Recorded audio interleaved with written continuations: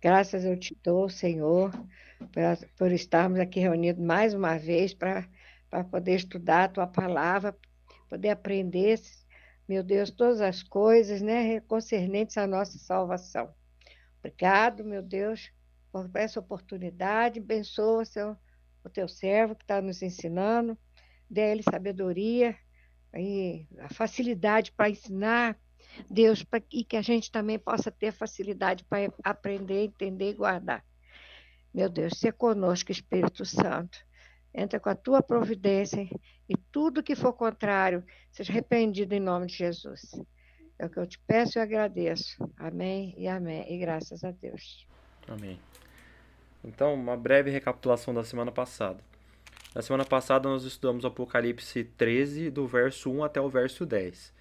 E ele falava de uma besta que saía do mar. E a gente já estudou isso a partir de Daniel, que as bestas são animais. E os animais são reis, reinos ou poderes na terra. E aí cada animal tem que ser identificado. Nós vimos em Daniel 7 o leão é a Babilônia, o urso a Medopérsia, o leopardo a Grécia e o animal terrível era Roma.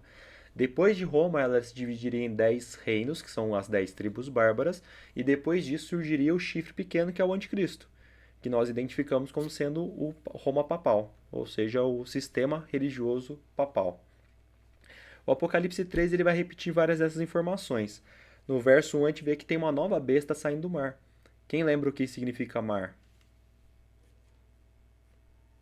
Vai responder. Povo. Povos, isso aí. Então, se a besta saiu do mar, significa o quê? Que um grande poder surgiu de um lugar que tinha muita gente. O mar é uma quantidade muito grande de povos. Então, esse poder que surgiu do mar, nós identificamos que ele é o mesmo poder do chifre pequeno, que é o anticristo, que é Roma papal. A gente viu no verso 2 que ele tem elementos de todos os outros animais. A gente estudou sobre a adoração ao sol, sobre a imortalidade da alma, o inferno, o tormento eterno e aquelas coisas que são difundidas através desse sistema religioso. Nós estudamos também sobre a idolatria, o orgulho, a pompa, a riqueza, que também existe lá. E a gente viu que esse poder ia sofrer uma ferida mortal. O próprio livro de Daniel falava isso. Ele ia dominar por 1260 anos e sofreria uma ferida mortal. No Apocalipse 13, a gente descobre que a ferida mortal foi o momento em que o Papa foi preso, o Papa Pio VI foi preso e foi levado para cativeiro, onde ele morreu no cativeiro. E a partir daquele momento, 1798 em diante, o papado nunca mais teve um poder político e religioso global.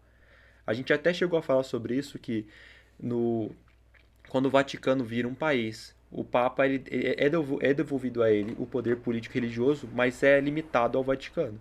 Ele ainda não tem o poder político e religioso global. E aí eu falei para vocês que a partir do verso 11 a gente ia estudar a besta da terra. A besta da terra é quem vai devolver o poder para o papado, é quem vai fazer a ferida mortal ser curada. Então o que a gente vai estudar hoje é quem é esse poder, esse sistema que vai surgir e que vai fazer com que a ferida mortal seja curada e que o anticristo volte a dominar, volte a governar no mundo e volte a ter poder político e religioso global. Então, nós vamos ler agora do Apocalipse 13, do verso 11 até o verso 18. Quer ver? 11 até o 18.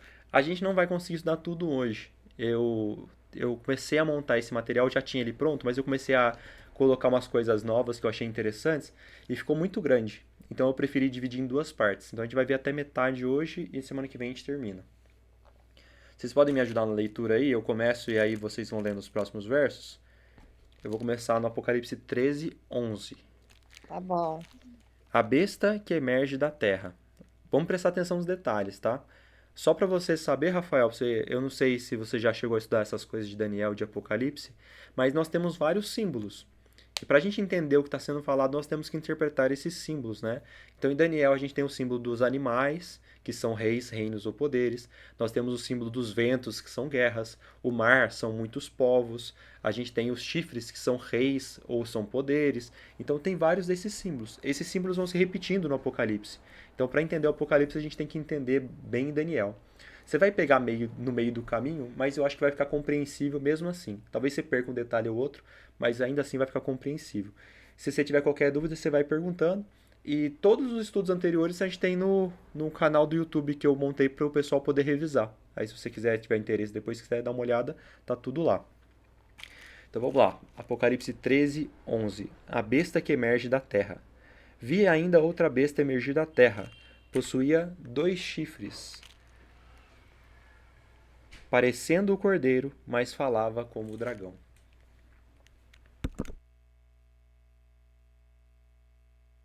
Poder e exerce todo o poder da primeira besta na sua presença, e faz que a terra e os que nela habitam adorem a primeira besta, cuja chaga mortal fora curada. E faz grandes sinais, de maneira que até fogo faz descer do céu à terra, à vista dos homens. Enganos que habitam na terra, com sinais que lhe foi permitido, que fizessem presença da besta, dizendo aos que habitam na terra que fizesse uma imagem à besta que receberá a ferida da espada e vivia. Vivia, né?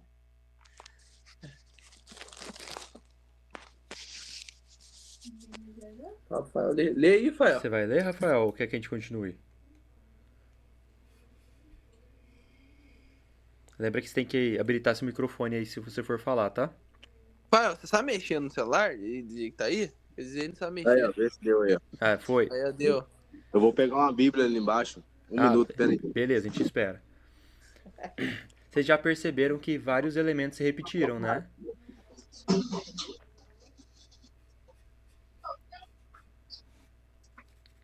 Várias coisas que a gente viu no estudo da semana passada apareceram já de novo.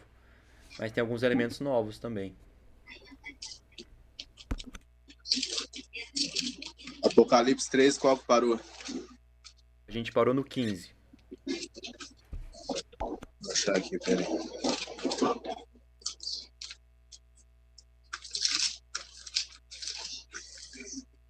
É 13, 15, certo? Isso aí. Ele foi-lhe concebido que desse espírito à imagem da besta, para que também a imagem da besta falasse, e fizesse que fossem mortos todos os que não adorassem a imagem da besta. Show. Agora eu continuo no 16 e aí vocês podem dar sequência depois. Então, as pessoas que não adorassem a besta receberiam a condenação de morte.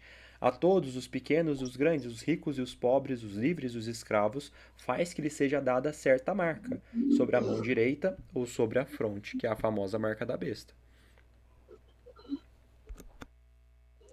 Ô, Rafael, Oi? na hora que você terminar de falar, desliga o microfone, senão atrapalha. Aí na hora que você for falar, você liga de novo. Já desliguei já. Podem continuar aí, pessoal. 17. Para que ninguém possa comprar ou vender, senão aquele que tiver o sinal, ou o nome da besta, ou o número do seu nome. Aqui há sabedoria. Aquele que tem entendimento, calcule o número da besta, porque é número de homem, e o seu número é 666. Pronto. Essa parte é muito famosa, todo mundo sabe, né? Agora, uma coisa muito interessante. Quando a gente pensa em imagem da besta e pensa em marca da besta, todo mundo pensa que a imagem de Satanás é a marca de Satanás. Mas a gente vai ver que não é bem isso. Embora Satanás esteja por trás de tudo, na verdade a marca não é de Satanás. A gente vai pegar os detalhes agora.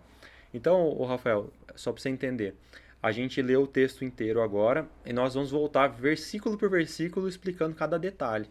Então eu pego aqui na tela, você vai poder acompanhar no seu celular ou computador aí. Eu sempre seleciono alguns elementos aqui que são importantes e a gente vai explicando elemento por elemento. Qualquer dúvida você pode falar comigo. Então, voltando para o verso 11 agora. Vi ainda outra besta emergir da terra. Temos um detalhe diferente. Vocês se lembram que todas as outras bestas saíram do mar. Tanto as bestas de Daniel quanto a primeira besta do Apocalipse 13 saíram do mar. Essa besta saiu da terra. Ela tinha 2 chifres, parecendo o cordeiro, mas falava como um dragão. Então, outra besta por quê?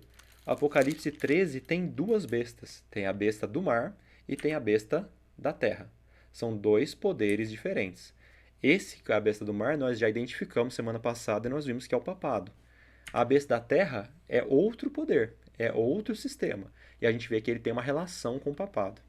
Então a outra besta é um outro poder que vem depois da primeira besta. A gente percebe que primeiro vai vir a besta do mar, e depois que vê a besta do mar, ele fala assim, ó, eu vi a besta do mar surgindo, depois eu vi outra besta. Ou seja, essa besta só aparece depois da primeira. Então primeiro vem o papado, e depois vem outra besta, que é a besta do mar, a besta da terra. A palavra que aparece para outra besta é a palavra aló. Aló significa outro da mesma natureza ou mesmo tipo. Para vocês entenderem, quando fala, por exemplo, de Jesus, Espírito Santo e Deus, a palavra que é usada é de que eles são pessoas diferentes de mesma natureza. É o mesmo entendimento que traz aqui. Então, essa besta, ela tem uma ligação muito forte com a primeira. E a besta da terra e a besta do mar, elas têm forte ligação. Aqui tem alguém tentando entrar no...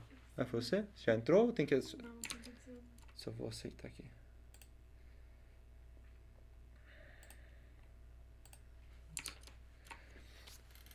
Então elas têm uma relação direta. O que vocês acham que é a terra em profecia?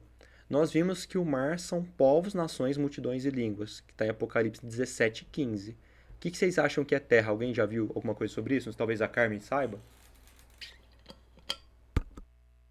Eu não sei não, Rodrigo. Vamos fazer um exercício de raciocínio. Se água e mar são muitas pessoas, muitos povos, a terra é o oposto de mar, não é? É, Então, o que seria o oposto de muitos povos? poucas pessoas. Poucas pessoas, exatamente isso. Se essa besta surge da terra, ela surge dessa vez de um lugar pouco povoado. Todas as outras bestas surgiram de lugares muito povoados. Essa é diferente, ela surge de um lugar pouco povoado. Faz sentido ou não faz? Faz. Ô, Rodrigo, Pode falar. se parar pra pensar, faz sentido mesmo, porque você fala que 70% da terra é água, né? Então. E aí, essa daí ela é o oposto da primeira. Não, se parar pra pensar, o mar, dá pra entender mesmo o mar como 70% da terra é água. O mar é bastante povos. Muita gente. 30% é terra, né? É pouca gente. Pouca gente, isso mesmo. Os chifres. Os chifres podem ter alguns significados. Quais são? Os chifres são reis, né? São reis, ou reinos, ou poderes também. Poderes. É. No caso ali, a gente vê isso em Daniel 7:24, né? Vai falar sobre isso. Então, nesse caso, eu já vou adiantar uma coisa. Vocês lembram que, por exemplo, tinha o Daniel 8, tinha o carneiro e tinha o bode. E fala que o carneiro tinha 2 chifres, que eram 2 reis, um mais forte do que o outro. Esse aqui não é o carneiro, esse aqui a gente vai ver que os elementos são diferentes. Mas os 2 chifres aqui significam algo um pouco diferente. Esses 2 chifres são 2 poderes. E são 2 poderes que não se juntam. São 2 poderes opostos. Um poder político e um poder religioso. Mas eles são separados. E eu já vou mostrar mais pra frente o porquê disso. Aí vem falar o próximo trecho. Parecendo o cordeiro. Quem é o cordeiro na Bíblia? É Jesus. É Jesus. No Apocalipse, a palavra cordeiro aparece 32 vezes. 31 vezes aparece relacionada a Jesus. Dessa vez, não é relacionado a Jesus, percebem? Ele parece o cordeiro, mas fala como o dragão. Fala como o dragão. Fala como dragão. Então, dessa vez, esse cordeiro está relacionado a Satanás e não a Cristo. Ele parece ser cristão, parece ser de Deus, mas fala como o dragão. E o dragão é Satanás. Satanás. Ou seja, cordeiro. a besta da terra, ela parece cristã, parece ser de Jesus, mas na verdade ela é controlada por Satanás. Então aqui tem um ponto muito importante. Esse sistema, esse poder, que é a besta da terra, ela parece cristã, ela parece ser de Deus, mas quem está por trás? Satanás. Isso é perigoso, não é? Ô, Rodrigo, Sim. será que isso que você está falando é o ecumenismo? Tem a ver também, com certeza. Porque vai ser todas as religiões e vai estar ligado vai todo se render ao papado, né? Com certeza. E o Papa Francisco foi um cara que teve um trabalho muito intenso nessa parte. Não sei se vocês chegaram a ver. Mas eu, como eu já tinha essa profecia em mente, eu analisava bastante. Ele trabalhou muito nesse movimento ecumênico mundial. Muito, muito, muito. Tem a ver com certeza. Por enquanto, tudo certo? A gente pode continuar? Sim, pode. Beleza. Então, o que acontece? Durante a supremacia papal, a que a gente estudou nas últimas semanas, durante aquele período de 1260 anos que o papado dominava, ele perseguiu fortemente as pessoas que queriam seguir a Bíblia. A gente já falou bastante sobre isso. Quem queria seguir a autoridade da Bíblia em vez de seguir a autoridade da igreja era perseguido, era tratado como herege, era torturado, era morto, era aprisionado. Então, muitas pessoas que queriam seguir a Bíblia começaram a fugir da Europa, porque a Europa era dominada pelo papado, a Europa toda era controlada pelo papado. E muitos desses grupos começaram a fugir para uma nova terra. E eles fugiram para os Estados Unidos. Isso aqui é mais para vocês poderem ler depois se vocês quiserem, eu não vou me aprofundar muito nisso aqui. Mas a partir de 1620, muitos grupos de protestantes fugindo da Europa começaram a chegar na nova terra, que era os Estados Unidos. E aí, lá nos Estados Unidos, quando eles chegaram, a única população que existia no hemisfério norte inteiro, ali na América do Norte inteira, eram nativos americanos. Então a gente tinha uma estimativa de 5 a 10 milhões de pessoas que viviam na América do Norte naquela época. Então, se você for analisar com relação à diferença de pessoas entre a Europa e a América do Norte, você percebe que na Europa tinha muita gente, que é de onde onde surge o papado, por exemplo, onde surge a besta do mar, né? Que vem de um lugar muito povoado, e eles estavam indo para um lugar que era pouco povoado. Então tinham 5 a 10 milhões de índios lá, que eram os nativos americanos, e mais ou menos 20 mil pessoas que fugiram da Europa para poder viver lá e começar uma nova vida. Para fazer uma comparação, na Europa, naquela mesma época, a população era entre 70 e 100 milhões de pessoas. Então a gente pode perceber que terra é porque na América tinha 5 a 10 milhões de pessoas, e mar porque na Europa tinha 70 a 100 milhões de pessoas. Então aqui a gente percebe que o quê? Esse movimento dos protestantes fugindo da Europa para a América faz muito sentido enquadrar nessa profecia. Um poder que fugiu de um lugar muito povoado e foi para um lugar pouco povoado. Para começar uma vida, é assim, eu vou colocar entre aspas, porque o princípio deles era para seguir a Bíblia. Era para seguir a vontade de Deus como ela é. Mas a gente sabe que com o tempo essas coisas vão se corrompendo, né? Então, analisando toda a corrente profética, todos os passos que a gente teve desde Daniel 7, a gente pega a Babilônia, Medo-Pérsia, Grécia. A Grécia, quando Alexandre morre, se divide em os quatro principais generais, Ptolomeu, Seleuco, Cassandro e Lisímaco. Depois disso, a Grécia cai, vem Roma Imperial. Quando Roma cai, diferente dos anteriores, a Babilônia caiu para um reino maior, caiu para um reino maior, caiu para um reino maior. A Roma não vai cair para um reino maior, mas o que acontece com eles? Eles são divididos nas 10 tribos bárbaras, que são o que se tornaram os 10 primeiros países da Europa. Hoje são mais de 10. Depois da divisão em 10, surge o chifre pequeno do Daniel 7, que é o anticristo. E esse chifre pequeno, quando surge, quantos reinos ele destrói?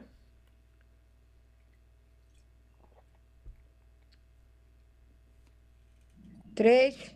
3 reinos. Ele destrói os vândalos, ostrogodos e érulos. E aí agora a gente entende que depois desse poder surge um novo poder, que a gente vai colocar por enquanto como sendo os Estados Unidos. Por que besta da terra? Porque o povo fugiu de um lugar que tinha muita gente para um lugar que tinha pouca gente para começar uma grande nação, que se tornou os Estados Unidos. Por que tinha 2 chifres? 2 chifres são 2 poderes. Os Estados Unidos, no começo da nação, foram fundados com 2 ideais principais. Esses 2 ideais estão na Constituição deles e são válidos até hoje.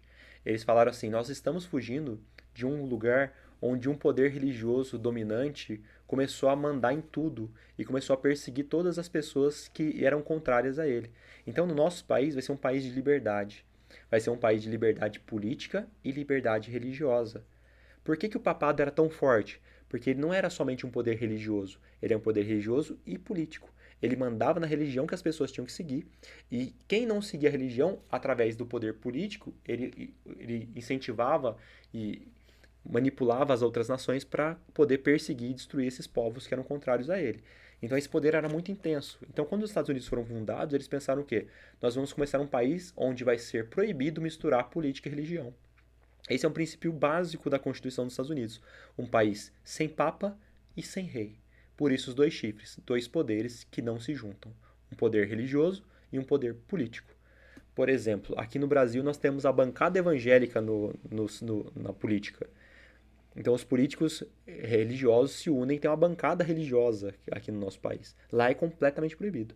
Lá é completamente proibido alguém juntar política e religião.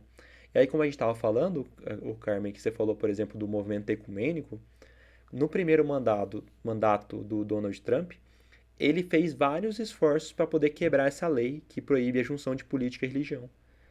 É uma tal de Emenda Johnson, vocês podem pesquisar depois se vocês quiserem. Ele fez de tudo para tentar quebrar essa lei que proíbe juntar política e religião, porque ele quer que essa união aconteça lá.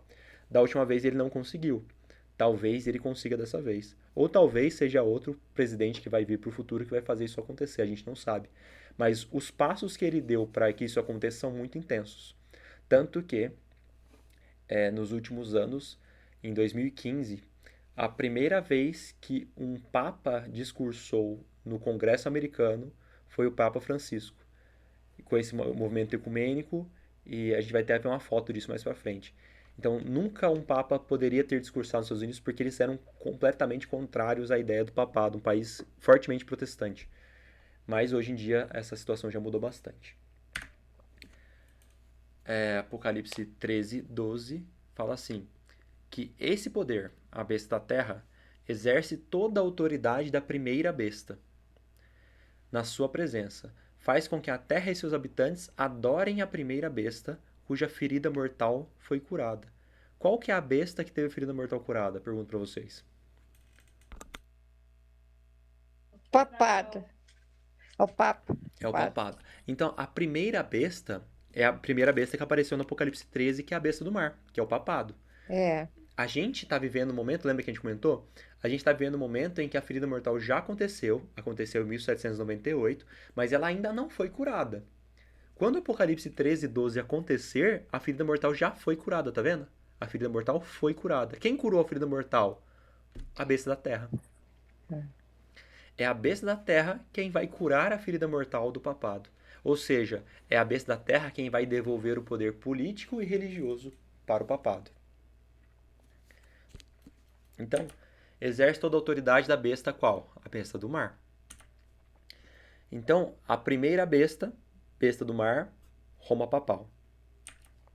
Exerce toda a autoridade da primeira besta. Então, a besta da terra exerce a autoridade da primeira besta. Ela vai dar poder para a primeira besta.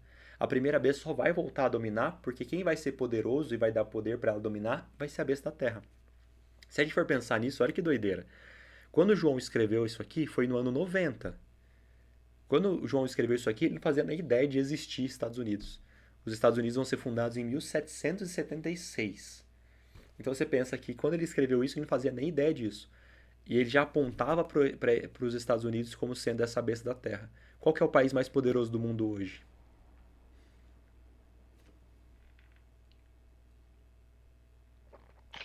Estados Unidos e China. Estados Unidos e China. Sem dúvida alguma, não é? São os mais poderosos. Faz sentido que os Estados Unidos possa ser esse poder que vai elevar o papado novamente, vai fortalecer ele para poder novamente mandar no mundo? Faz todo sentido. Faz todo sentido. Olha isso aqui. Isso aqui é uma foto real. Isso aqui aconteceu em 2015, onde o Papa discursou no Congresso dos Estados Unidos. Uma coisa que se você falasse para alguém 20 anos atrás era completamente impossível. E já está acontecendo por causa desse movimento aí de união das religiões. Movimento ecumênico.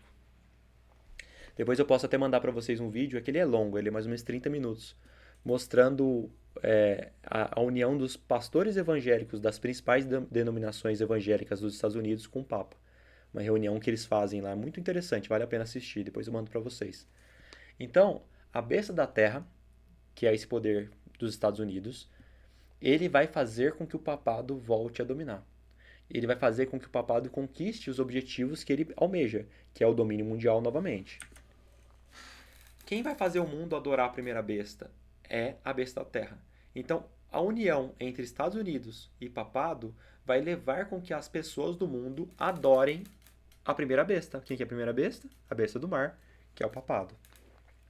Ou seja, essa união vai levar o mundo a adorar o papado. E não é vai levar o mundo, os católicos, a adorarem o papado. Os católicos, os evangélicos, os budistas, os espíritas, é esse movimento ecumênico que a Carmen falou que já matou a charada. Essa união das religiões vai acontecer. E como essa união acontece? Uma religião abre mão de uma coisinha, outra religião abre mão de outra coisinha, e elas vão se unindo, e vai acontecer esse movimento em que o papado vai voltar a dominar, e não vai dominar somente com relação aos católicos, mas vai dominar o mundo inteiro. A ferida mortal. Isso aqui tem uma foto real também, ó, do Papa discursando para essa multidão de pessoas. Também aconteceu em 2015, no mesmo dia que aconteceu essa outra foto aqui, ó. Você ia falar? Ô, Rodrigo. Pode falar. Eu não sei se tem alguma coisa a ver, né? Mas você olhando aí a corrida da moeda aí, você vê que todos os países meio que tá querendo meio que enfraquecer o dólar, né? Não quer ver só a base do dólar.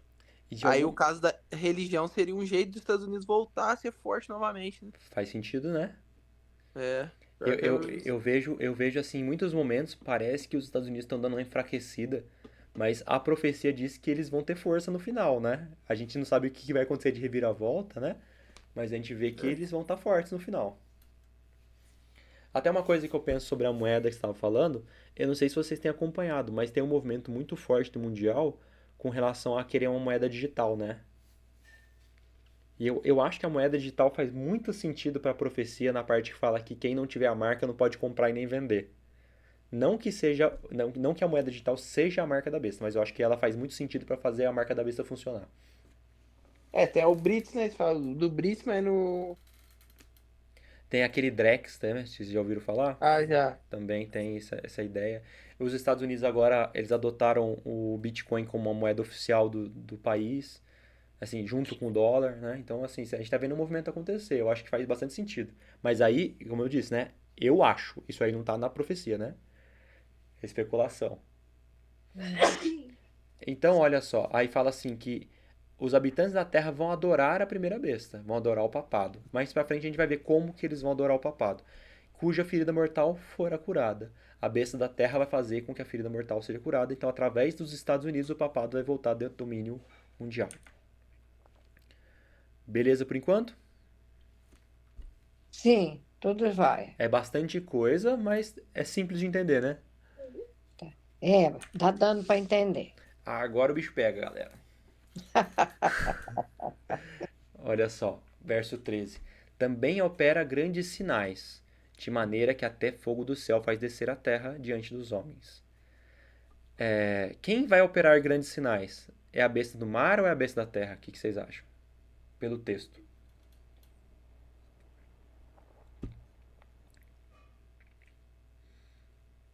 A gente está falando de quem aqui? Quem vai operar grandes sinais? É a besta do mar ou é a besta da terra? Eu acho que é a besta da terra, né? É a besta da terra. Ela vai operar grandes sinais e através desses grandes sinais, a primeira besta vai ser adorada. A primeira besta, agora sim a besta do mar, papado. Então, através dos Estados Unidos. E agora eu vou mostrar para vocês o elemento religioso dessa profecia. Porque tem o elemento político, eu já falei, vamos falar do elemento religioso. Os Estados Unidos são conhecidos, ou pelo menos eram conhecidos como ser um país majoritariamente protestante. A maioria das pessoas lá eram evangélicas. E as nossas igrejas, a maioria das igrejas grandes aqui do Brasil vieram de origem americana. Rodrigo, Pode falar. vê se tá certo o meu pensamento aqui. Uhum. Você falou agora quem vai operar os milagres. Aí você diz, como você dizia antes, que a besta do mar era a Europa, aí o povo, os protestantes, colonizou os Estados Unidos, então quer dizer que é a besta da terra, né? Que é os Estados Unidos. Sem que isso foi pra lá, Sim, isso cresceu. mesmo. É isso mesmo, né? Uhum. E essa besta do mar, como você falou, eram protestantes que fugiram da Europa, que fugiram do papado e foram para os Estados Unidos, não é? Então, esses protestantes, é através deles que vai acontecer essa parte aqui, do fogo descer do céu, dos enganos que vão seduzir a humanidade. Então, essa união que vai acontecer lá nos Estados Unidos, que hoje é proibida, entre religião e Estado, é o que vai dar poder para o papado voltar. Então, vão ser através dos protestantes que a ferida mortal do papado vai ser curada. Que parece um absurdo, não é? Pensar que vão ser os evangélicos que vão dar poder para o papado novamente através dos Estados Unidos. Quando vocês pensam nessa profecia, a gente já viu muita coisa, vocês já são capazes de poder me dizer isso aqui com tranquilidade. Quando a gente analisa uma profecia e ela tem símbolos, por exemplo, dragão, os ventos, os animais saindo do mar, isso são símbolos. E quando uma profecia tem símbolos, a gente interpreta ela de forma literal ou simbólica?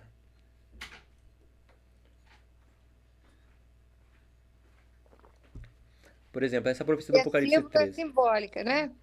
Então, se nesse capítulo aqui, nesse trecho, já apareceram vários símbolos, quando fala em descer fogo do céu, vai descer fogo do céu literalmente ou isso é um símbolo para alguma coisa? Não é um questionamento? Eu acho que é símbolo. É símbolo. Porque a gente tem que pensar o que, Israel? Se nessa profecia tem partes simbólicas, você pode considerar tudo como sendo simbólico.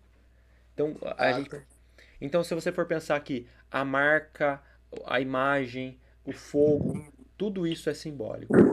Embora algumas dessas coisas aconteçam literalmente também. Mas no caso aqui, quando você pensa numa igreja evangélica, uma igreja principalmente pentecostal, o fogo é um símbolo do quê? O Espírito Santo. Quando fala que desceu o fogo do céu e desce fogo e queima a igreja, não são os dons do Espírito Santo? Peraí, olha só. Eu penso assim. O fogo é o Espírito Santo, mas o inimigo também é fogo. Também é. Então, se a igreja estiver longe de Deus e descer esse fogo, nunca vai ser do Espírito Santo. Vai ser do diabo. É exatamente isso. Porque quem vai fazer parecer que está descendo fogo do céu não é a besta da terra, que é do diabo, controlada pelo diabo, que fala como dragão? Exatamente. Então, olha só qual que é o engano. Dentro de um ambiente que parece religioso, parece o cordeiro, mas fala como dragão. Dentro de um ambiente que parece ser religioso, esses enganos vão parecer enganos que são teoricamente coerentes com a Bíblia. Então, esse fogo que desce do céu, para as pessoas pode parecer ser de Deus, mas não é. Ele está vindo pelo inimigo. Esse é o grande ponto. E o que principalmente, por exemplo, né, se formos pensar assim, que desceu o fogo do céu, onde tem um evento que acontece muito hoje nas igrejas evangélicas, que acontece assim, naquele dia desceu o fogo do céu como línguas de fogo nas pessoas e as pessoas receberam dons do Espírito Santo. Onde tem isso na Bíblia? Vocês lembram? Que as pessoas receberam dons do Espírito Santo? Pentecostes. E no Pentecostes, qual que era o dom que eles receberam lá? É o dom de língua, né? Dom do Espírito Santo. Dom de línguas. E o que tem muito frequentemente das igrejas evangélicas hoje, e que seduz muitas pessoas como sendo sinais de Deus. Não tem essa ideia dos dons de línguas, dom de profecia, Deus mandou te falar isso, Deus mandou te falar isso, dom de oração, dom de cura, não tem tudo a ver com isso? Tem. Rodrigo, deixa eu falar uma coisa para você. Eu, quando vejo muitas igrejas aí que é evangélica, que fica aquela correria, pessoal rodando que nem um peão. Sim. Eu lembro direitinho da macumba. É igual, não é? Igualzinho lá na macumba. Até o dom de línguas é igual. Então, não pode, aquilo ali já é esse engano, porque não pode ser o Espírito Santo aquilo ali. O Espírito Santo é comparado com a pomba justamente por isso, porque a pomba ela é serena e suave. Se você fizer um gesto brusco, ela já voa. E o Espírito Santo é assim. Então, como é que pode ter aquela gritaria, aquele monte de gente rolando, gritando, falando? Não combina, não dá certo. Isso é exatamente onde eu quero chegar. Então, aqui eu vou trocar a minha tela aqui. Minha mãe começou. Um dos frutos do Espírito Santo é domínio próprio. Gente, então aqui, vocês estão acompanhando aí a outra tela. Eu vou mostrar alguns vídeos para vocês, tá? Eu quero só saber se vocês estão escutando direitinho, porque eu quero falar do quê? A gente viu ali falando que a besta da terra, que é controlada por Satanás, que fala como dragão, ela no verso 3 diz assim: opera grandes sinais e prodígios, de maneira que até fogo do céu faz descer a terra diante dos homens. seduz os que habitam sobre a terra por causa dos sinais. Então esses sinais vão seduzir as pessoas, no sentido de que as pessoas vão se prender nesses sinais e vão pensar que Deus está presente naqueles lugares, porque lá tem sinais de Deus. Se o Espírito Santo está aqui, as pessoas estão recebendo esses dons, é óbvio que tudo que está sendo falado aqui vem de Deus. E aí que mora o engano. Porque as doutrinas não vêm de Deus. E então esse é o ponto. Então assim, eu vou dar play aqui. Só vou fazer um teste primeiro para ver se vocês estão ouvindo. Quem Luciano e vai parar. E eu vou interpretar. O som funcionou para vocês?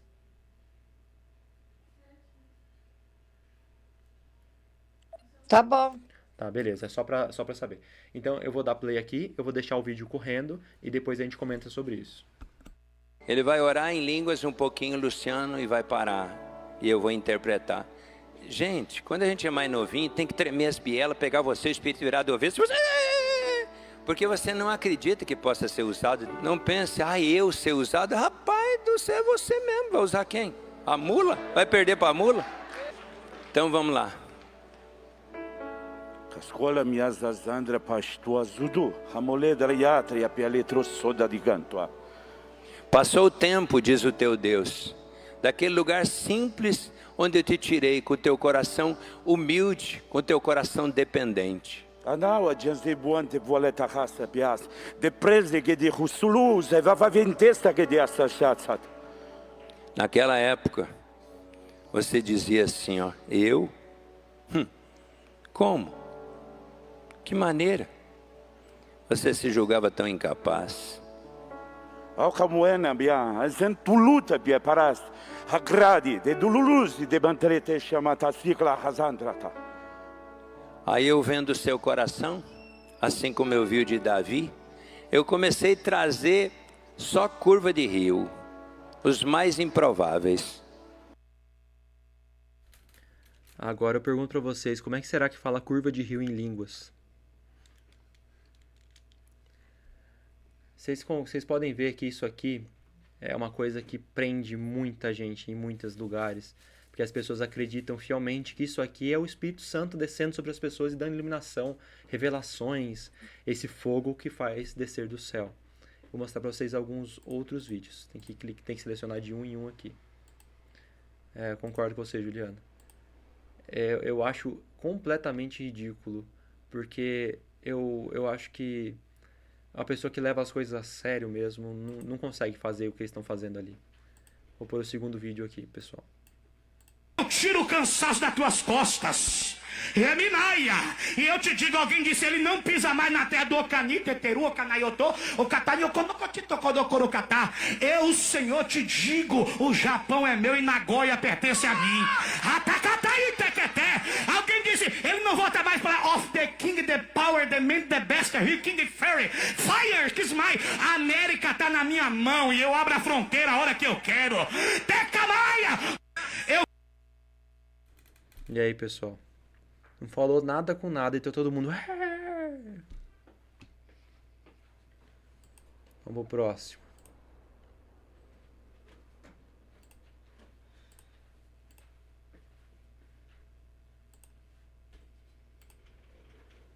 Te abbia prova, ciò che abbia fa, ciò Terex fa, ciò prevoa. Eu falo na linguagem do país, vocês vão pensar. Of the king, the power, the man, the best, the king, the fairy, the smile. Of the king, the power, the man, the best, the king, the fairy, the smile. Te abbia...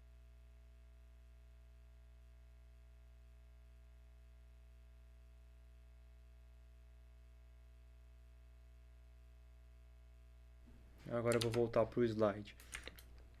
Então vocês percebem, né? Eu não sei se vocês já viram isso pessoalmente, ou esses dons, essas coisas, mas é dito que isso são dons do Espírito Santo, o dom de línguas.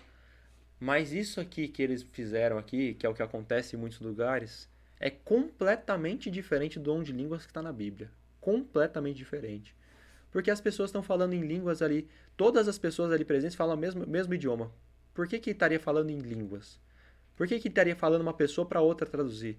Esse cara aqui falando de Japão é meu e Nagoya pertence a mim, é uma coisa completamente sem sentido. Esse outro falando o inglês mais mequetrefe de todos, como se fosse algo vindo de Deus. como que é o verdadeiro dom de línguas? Vocês estão me ouvindo agora, né? Só para confirmar, gente. Tá ouvindo aí, Bruno?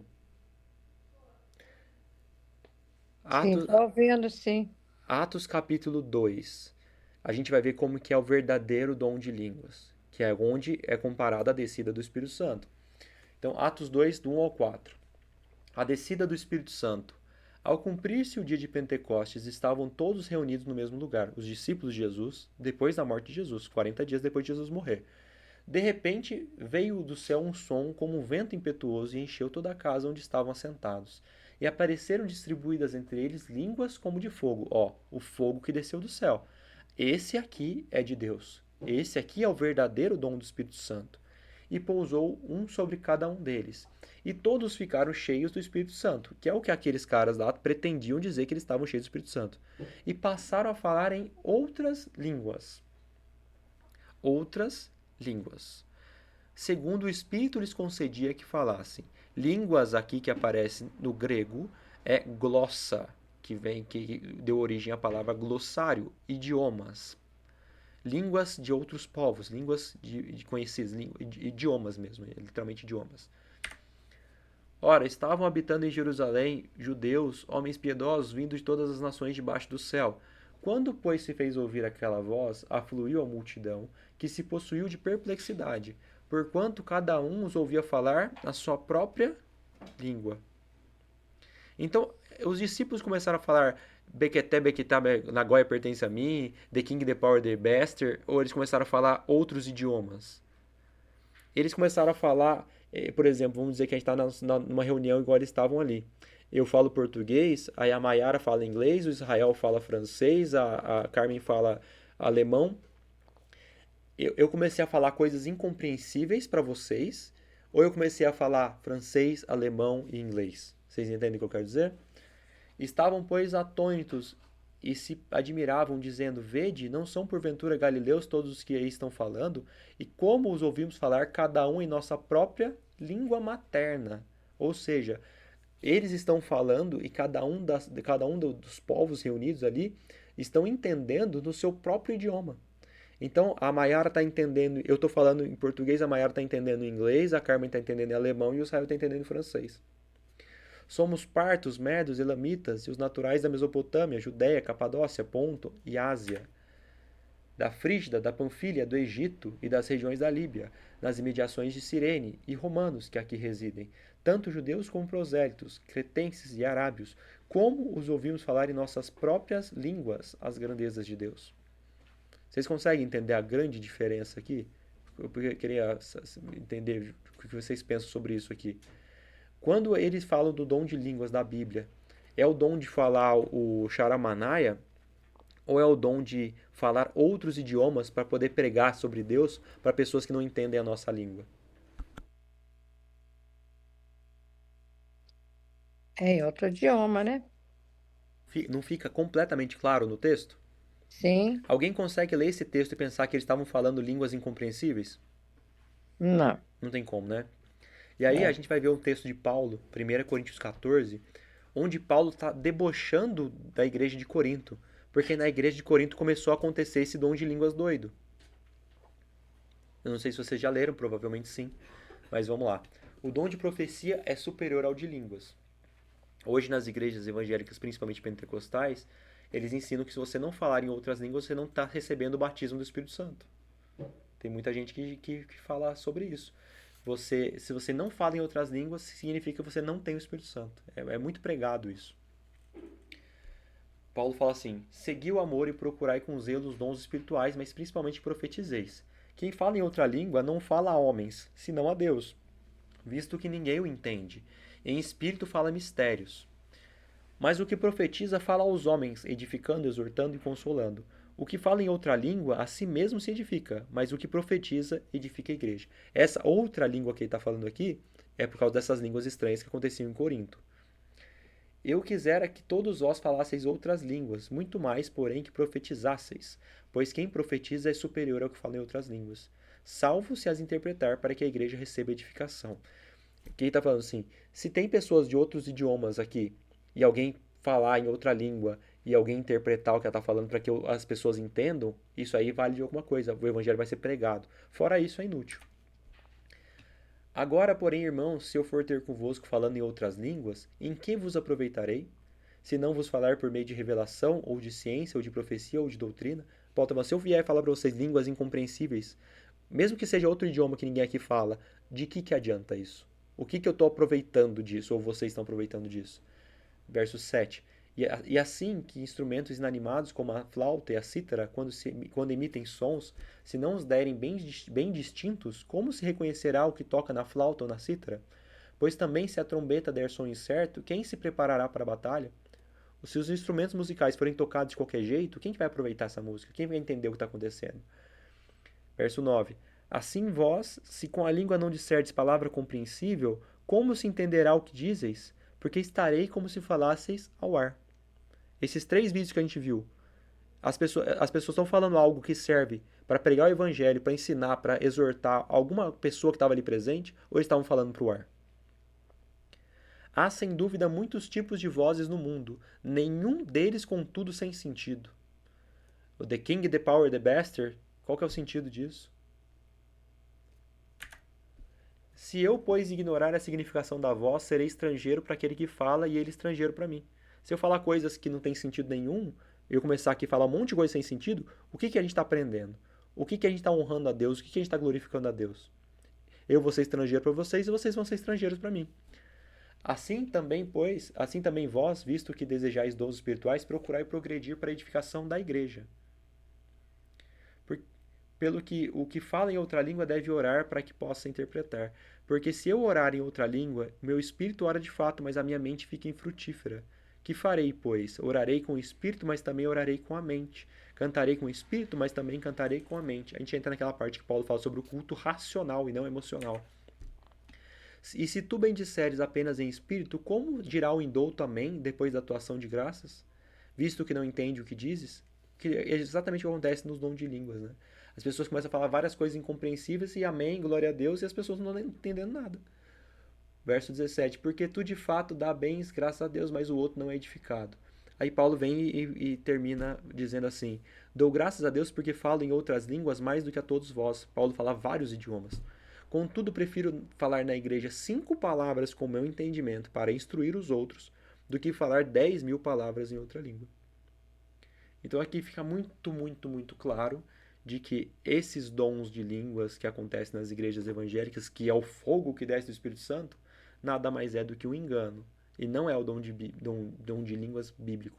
O dom de línguas bíblico é uma pessoa que está num lugar com pessoas de outros idiomas, que falam outros idiomas de outros países, e essa pessoa, através do dom que o Espírito Santo dá para essa pessoa, ela consegue se comunicar com essas outras pessoas de outros países, de outros idiomas, para poder pregar a palavra de Deus, poder pregar o Evangelho. Se vocês quiserem também, eu posso mandar para vocês um vídeo mostrando sobre isso. A história de um angolano que veio para o Brasil, para o sul do Brasil, e ele começou a tentar fazer evangelismo nesse lugar. E ele chegava para conversar com as pessoas, e as pessoas começavam a falar em alemão. Vocês sabem que tem muitas colônias alemãs no sul do Brasil. E as pessoas ignoravam ele completamente. E aí, em determinado momento, ele começa a entender o alemão que as pessoas estão falando e começa a falar alemão, uma língua que ele não falava. É bem legal esse vídeo. Não sei se vocês vão acreditar nisso ou não, mas eu acredito e eu acho bem interessante. Agora eu vou mudar a tela de novo para mostrar outros vídeos para a gente voltar mais sobre esse fogo que desce do céu lá do Apocalipse 13. Que é um fogo que na verdade não é de Deus, mas é de Satanás.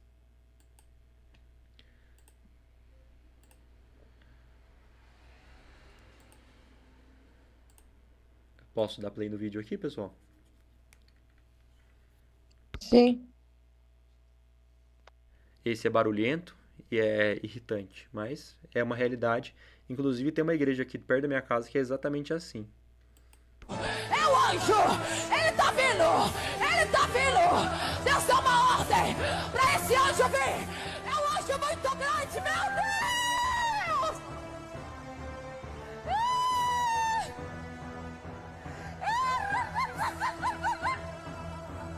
É um anjo muito grande! A fumaça dele eu tô vendo! A fumaça de glória! É uma fumaça de glória! Meu Deus! Meu Pai!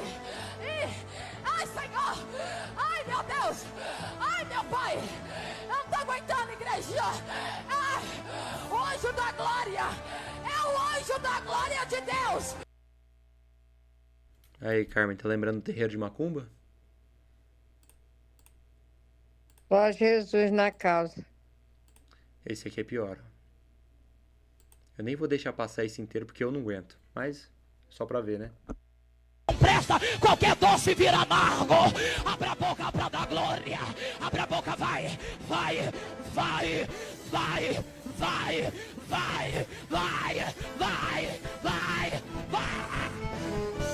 Ai, ai, ai. Oi, oi, oi. Sabe o que está escrito no rolo? Lamentações. Eu não aguento mais que isso. Mais um. Deixa eu ver até onde que eu vou nesse aqui. Agora eu vou voltar pro slide. Isso aí parece alguma coisa vindo de Deus pra vocês? Porque pra mim não parece, não. Parece coisa lá mesmo, lá do candomblé, lá, esse trem lá. Parece o cordeiro, mas fala como o dragão. Como dragão. E 1 Coríntios 14, 33 e 40 diz assim: porque Deus não é Deus de confusão, e sim de paz, como em todas as igrejas dos santos. Tudo, porém, seja feito com decência e ordem. E aí, eu volto numa história. A gente não vai ler tudo aqui, mas, sei lá, acho que compensa ler sim. A história de Elias, quando Elias vai desafiar os profetas de Baal. Isso está em primeiro livro de Reis, capítulo 18, versos a partir do 24. Então, isso aqui é uma coisa para a gente refletir. Porque Elias era um profeta de Deus. Ele orou a Deus pedindo para que não chovesse, porque o povo está desonrando os mandamentos de Deus, porque o povo era idólatra, porque o povo não guardava o sábado. E Deus Deus aceitou essa oração de Elias e ele mandou Elias ir lá e profetizar que não ia chover. Então, a partir do verso 24, Elias ele convoca os profetas de Baal para uma batalha. Se o meu Deus for Deus verdadeiro, eu vou construir um altar e ele vai fazer descer fogo do céu e vai consumir essa minha oferta no altar. Se o Deus de vocês for verdadeiro, ele vai fazer descer fogo do céu e vai consumir a oferta do altar de vocês. E foi uma batalha entre Deus e o diabo, entre Elias e os profetas de Baal. Então, a partir do 24 diz assim: então invocarei o nome do vosso Deus, e eu invocarei o nome do Senhor. E há de ser que o Deus que responder por fogo, esse é que é Deus. E todo o povo respondeu e disse: é boa essa palavra. Então a questão era o quê? O Deus verdadeiro vai fazer descer fogo do céu.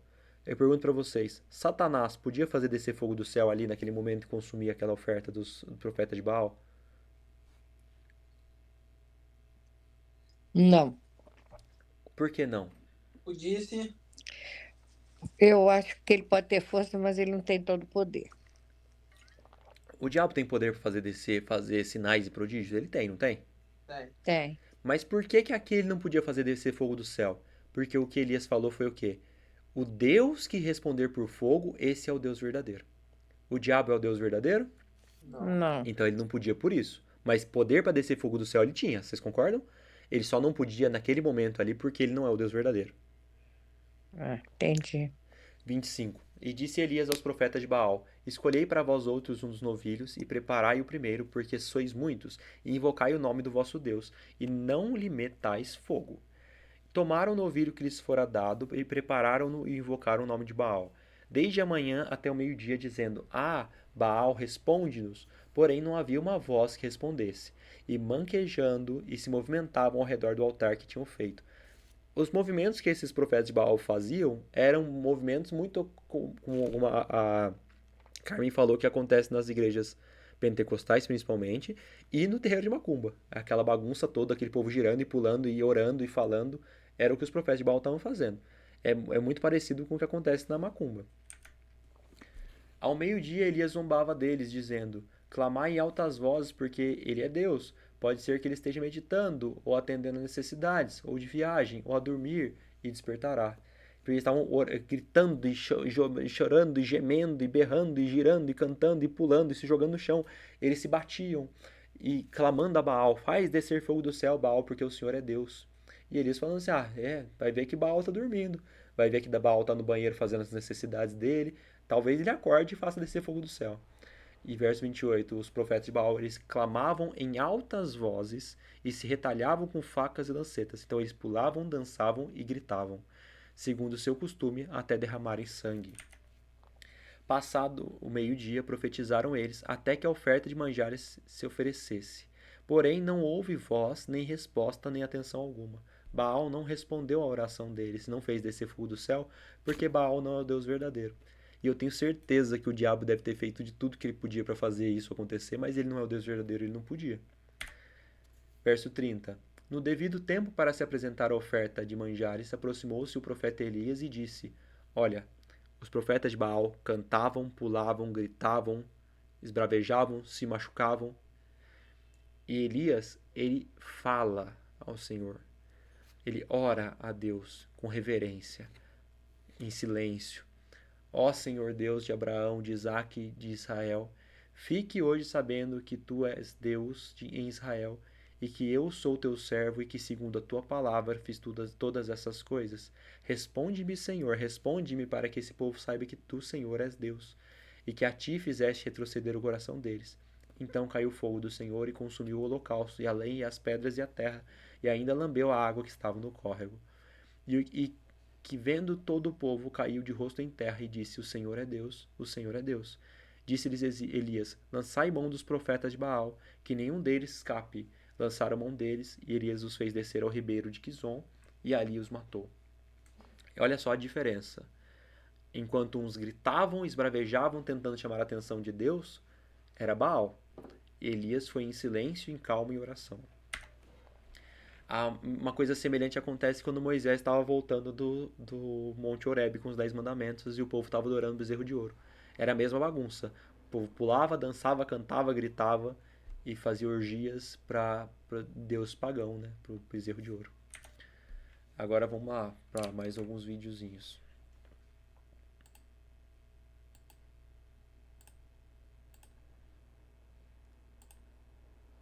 Aí vocês vão me falar se isso aqui é o poder do Espírito Santo segundo o que a gente leu na Bíblia até agora.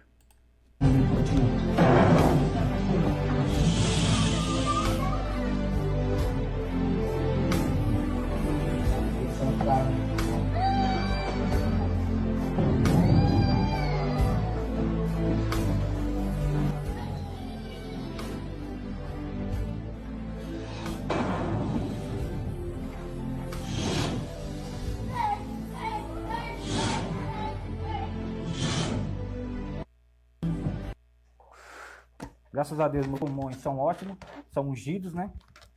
E aí, ó, que maravilha. Você vai levar esse balão com o ar do pastor Wanderson e o ar da pastora Michele.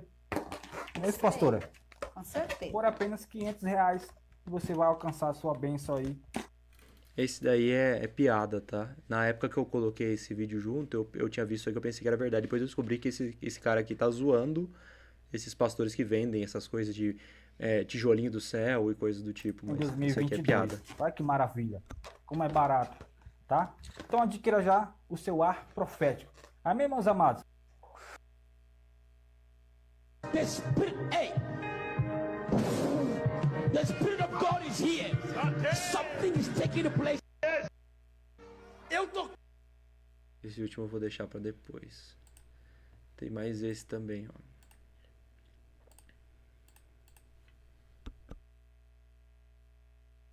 Com autoridade. Chega perto, não empurra. Isso. Vai, de uma vez, não espera. Isso. A última ela tá com a cabeça meio baixa, mas deu também. Vamos aplaudir o Senhor.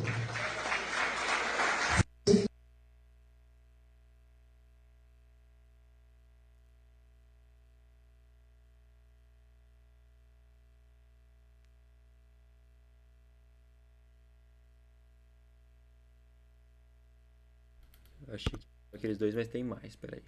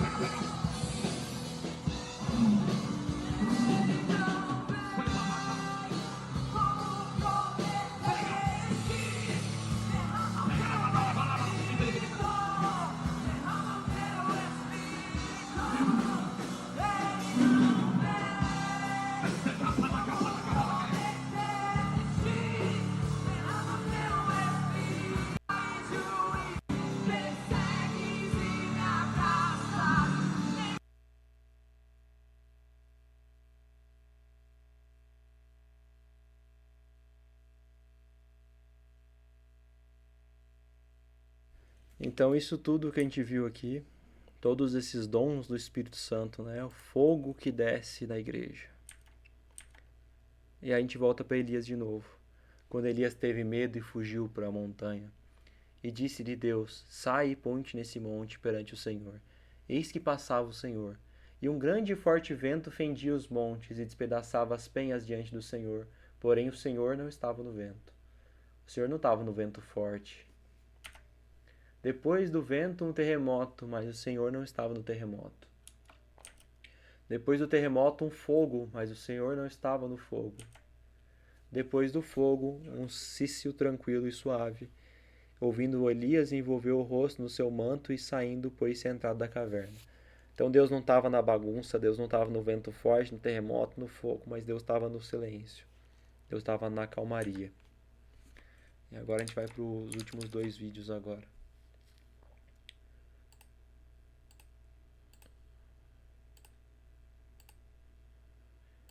Olha esse dom, que poderosíssimo dom desse homem aqui. Quem você Deus falou assim para mim? Mateus. Teu nome é Mateus? Não? Você conhece Mateus? Não? Então abre Mateus capítulo 1, versículo 23. Parece piada, né? E tem esse poderosíssimo dom também agora.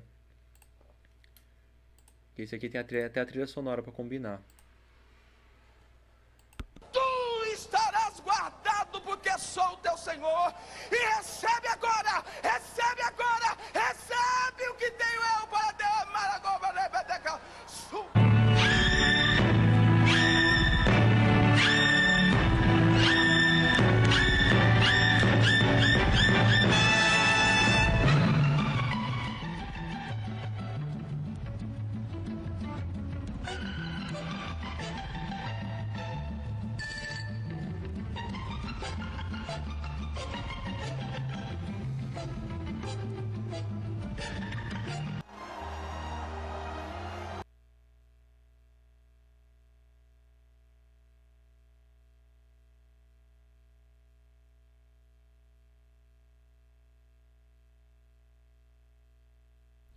E aí a gente pega mais um texto agora falando sobre isso. Gênesis 11, falando sobre a Torre de Babel. Então desceu o Senhor para ver a cidade e a torre que os filhos dos homens edificavam. E o Senhor disse: eis que o povo é um, e todos têm a mesma linguagem. Isso é apenas o começo. Agora não haverá restrição para tudo o que intentam fazer.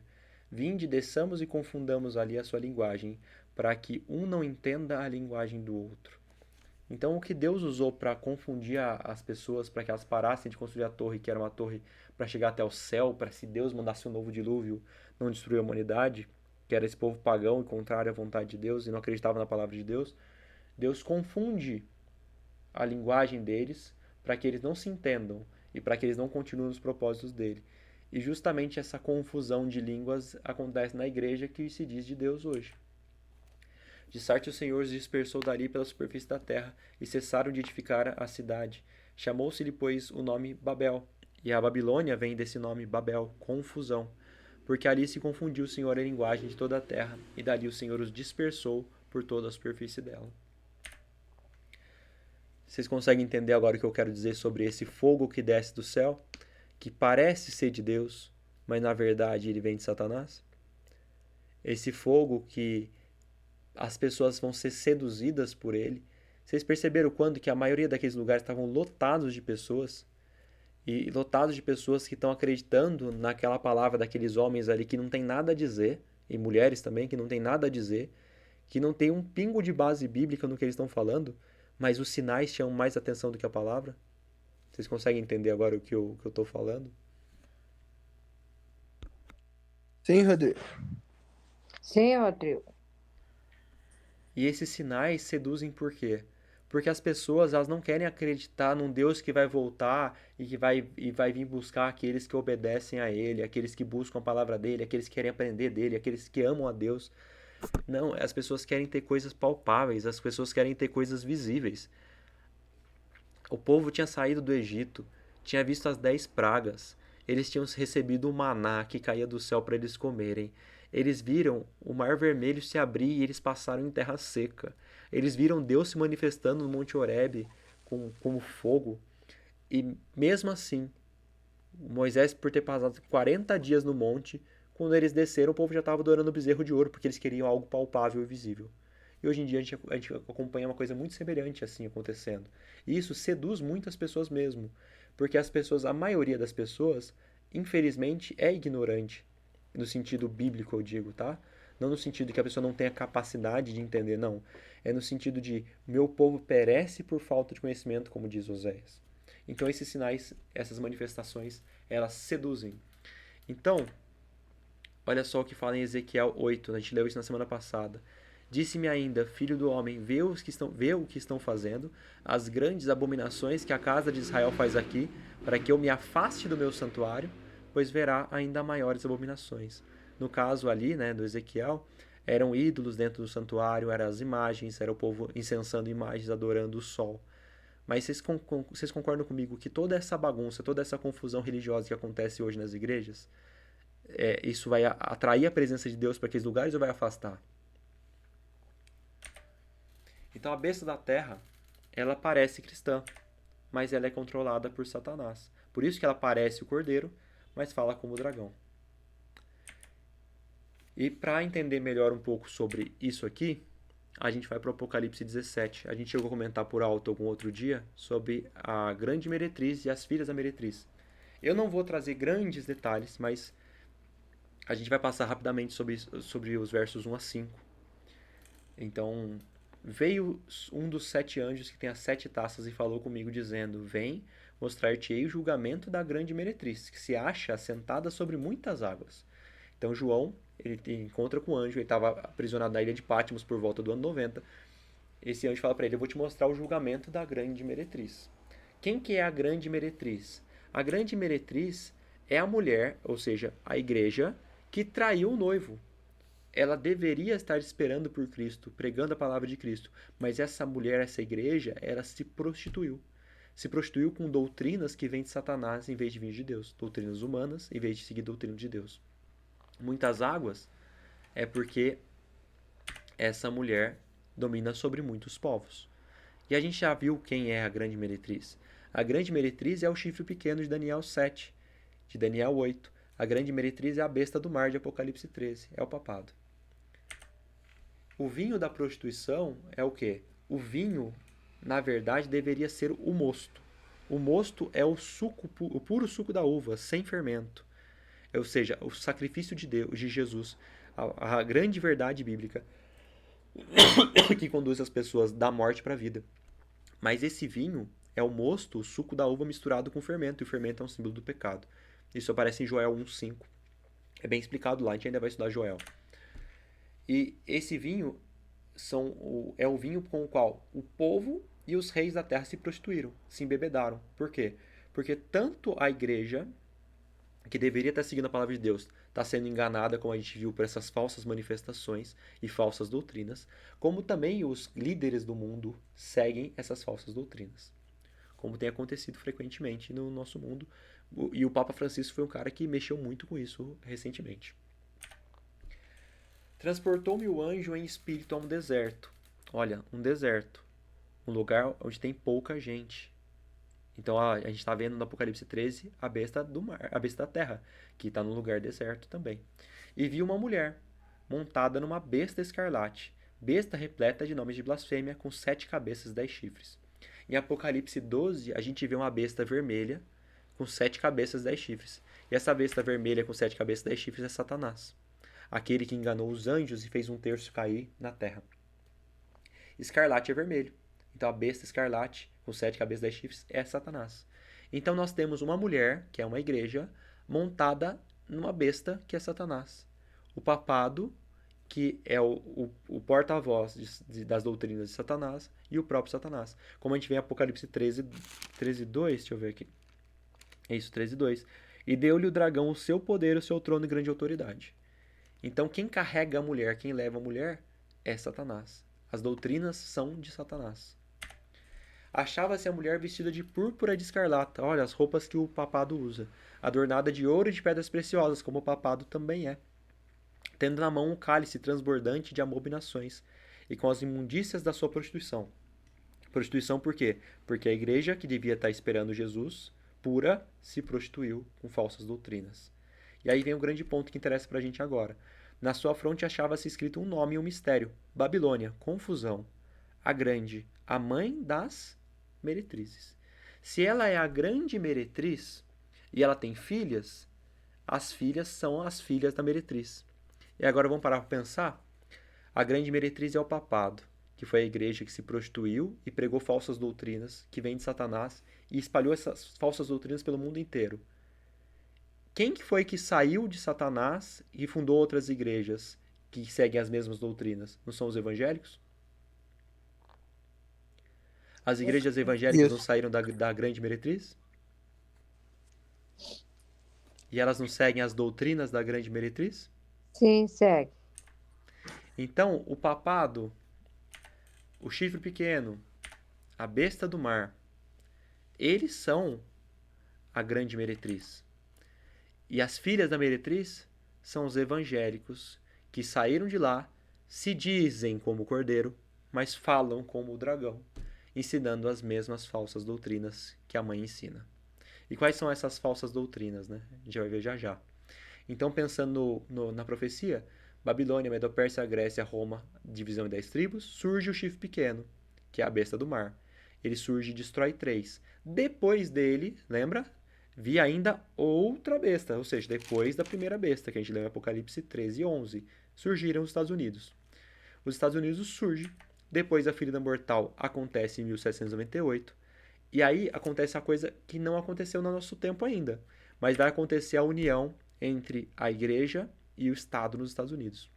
A união entre os evangélicos e o poder estatal. A união que hoje é proibida. Sim.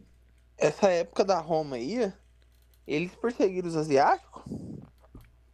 É que tinha o Império Romano Ocidental e Oriental. Então, essa parte que a gente foca na profecia é o Império Romano Ocidental. Não fala muito dessa parte, mas teve bastante coisa na Ásia também. Porque lá na China eles não aceitam, né? Os cristãos, né? Mas lá é diferente, é por outros motivos, sabe? Tanto ali na Coreia do Norte também, né? Daquele pedaço ali, em geral, assim, é bem complicado. Aí, na Bíblia não fala se vai ter uma guerra entre eles, sobre Não. os Estados Unidos? Não fala. Não fala. Eu até acho que faça sentido ter, sabe? Ou como assim, pode ser que tenha uma grande guerra, ou pode ser que seja tipo o que está acontecendo agora, porque a Bíblia fala em guerras e rumores de guerras, né? Então pode ser que fique o mundo a um ponto que vai quase ter uma terceira guerra mundial e por algum motivo, através da união do papado com os Estados Unidos, eles parem com isso. Ou talvez tenha uma grande guerra e depois eles venham como salvadores da pátria, né? Essa parte a gente não sabe muito bem como é que vai acontecer. Porque eu tava estudando sobre a China esse dia agora pra trás. Uhum. Eles não são muito fãs dos cristãos, não, né? Para que eles. Isso aí, em geral, os países comunistas têm isso muito forte, porque o comunismo, eles abolem, uma das primeiras coisas que eles vão abolir na população é a religião. Então é muito forte a questão do comunismo mesmo. Hoje em dia também, os muçulmanos são muito intensos nessa perseguição religiosa também, né? Mas lá não é. Como é que eu falo pra você, Rodrigo? Lá eu não tava são vendo muçulmanos, não. na China. Na China. Não é questão de ser uma ditadura lá. Tem igreja evangélica, mas só que eles não entram pra dentro. Tem católico, mas eles não entram. Isso tem muito a ver com o comunismo, Mas, tipo assim, eles têm se vocês quiserem, tipo assim, pode ter igreja aberta lá, entendeu? Mas eles não entram, porque, tipo assim, eles falam que eles são um dos povos mais antigos do mundo, que eles falam, né, que eles vivem os 6.000 anos. Eles são bem antigos, sim. Aí, fala que os evangélicos torturaram eles muito, os cristãos, né? Questão da parte da Roma, que você tá tipo, pregando aí. Torturaram eles muito, que não sei o que. Aí eles não gostam de jeito nenhum, tá vendo? Esse dia pra trás. Eu falo pra você, essa parte eu nunca cheguei a estudar pra ver mais a fundo, não. Então eu não sei te explicar bem se isso é verdade ou não. Mas talvez seja, talvez faz sentido que seja. Mas eu realmente essa parte eu não conheço pra te falar. Mas lá tem alguns lugares na China que é proibido, completamente proibido. Tem alguns lugares que se você for pego com Bíblia, você é morto mesmo. Mas tem lugar que é tolerado, como você falou, né? Tem até igreja e tal. Isso aí acontece mesmo. Aí igual eu tô falando pra você, igual nós tava conversando agora há pouco. As duas potências é a China e o Brasil. E a China e os Estados Unidos, né? Aí imagina se os Estados Unidos se unir com o papado, como é que será que vai ser, hein? Não seria legal pra China isso. E pior, né? Porque a Europa capaz de vai unir com os Estados Unidos, né? Vai unir com certeza. E aqui a América do Sul também. América do Sul, né? Aham. É verdade. Você pode perceber que as coisas que acontecem nos Estados Unidos, passa pouco tempo o Brasil copia. É pior que é mesmo. Olha só o que aconteceu. Eram governos de esquerda no Brasil durante muitos anos, nos Estados Unidos também. O Trump ganhou nos Estados Unidos. E aí, passou um pouquinho, quem ganhou no Brasil? Bolsonaro, de direita. Aí, tanto o Trump quanto o Bolsonaro fizeram um bom governo e foram tirados depois. Aí voltou para a esquerda. Lá nos Estados Unidos, Biden. Aqui no Brasil, o Lula. Quando o Biden ganhou, teve a invasão no Capitólio, onde as pessoas foram presas por muito tempo falando que elas eram terroristas. Também. Aqui no Brasil aconteceu igualzinho, no 8 de janeiro. O Trump ganhou lá e deu anistia pros evangélicos. Deu anistia pro povo que tinha invadido. E se o Bolsonaro ganhar a próxima e dar anistia também? Tá tudo acontecendo igual. A gente não sabe. Pode ser que aconteça. Nós somos americanizados, né? Que eles falam. Sim, é verdade. Isso é verdade. Mas eu acho que, assim, muito além de tudo que as pessoas falam na mídia e tal, eu acho que isso é profético, sabe? Eu acho que isso faz muito sentido. Porque quando a gente vai falar sobre a marca da besta no estudo da semana que vem, vocês vão perceber que a marca da besta ela vai começar nos Estados Unidos, tanto a imagem como a marca da besta. E isso vai se espalhar pro resto do mundo. E faz muito sentido que seja assim. Porque tudo que eles fazem lá a gente copia. E é muito legal pensar que João escreveu isso no ano 90, né? Eu nem imaginava que existia América do Sul e do Norte. Então a gente vai estar nessa etapa. A gente está aqui hoje, né? Os Estados Unidos já surgiu como uma grande potência e o papado tá com a ferida mortal. Ele tá morto, né? Teoricamente. Então vai ter essa união do Estado com a religião dos Estados Unidos. E essa união vai trazer de volta o papado, a ferida mortal curada. E aí a gente vai ver essa união, né? Da besta do mar e da besta da terra. Do chifre pequeno com os evangélicos unidos com o governo dos Estados Unidos. Agora a gente vai falar sobre as outras doutrinas. A gente falou, por exemplo, sobre o dom de línguas. Mas a gente percebe que as igrejas evangélicas são as filhas da meretriz. Elas são as filhas da meretriz, como a gente já disse, porque elas têm as mesmas doutrinas da meretriz. Por exemplo, qual que é o dia que todos os evangélicos têm como dia sagrado o dia do Senhor?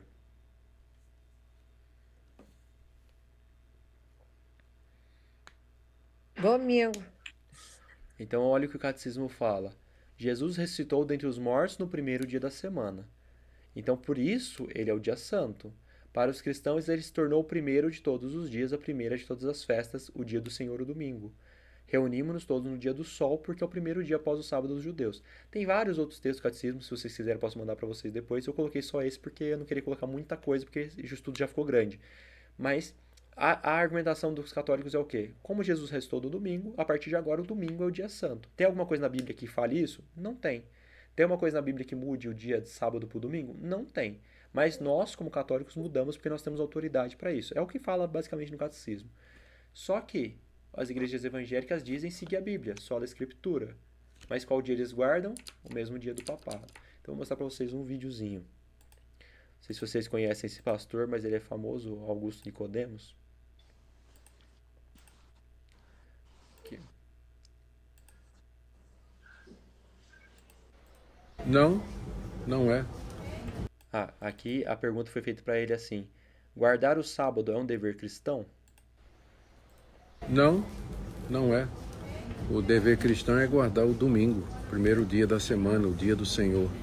Já no Novo Testamento, a gente vê os cristãos se reunindo no domingo para cultuar a Deus, para celebrar a ceia do Senhor. E logo depois do período apostólico, a igreja dedicou-se a buscar a Deus somente no dia do Senhor, primeiro dia da semana. Tá? Então o sábado está relacionado com a nação de Israel. Para os judeus, o mandamento era a guarda do dia de sábado. Mas para nós houve essa mudança porque Jesus ressuscitou no domingo, primeiro dia da semana, e nos introduziu ao verdadeiro descanso. O dever cristão é guardar o domingo, dia do Senhor. E aí? É o que a Bíblia diz ou é o que o papado diz?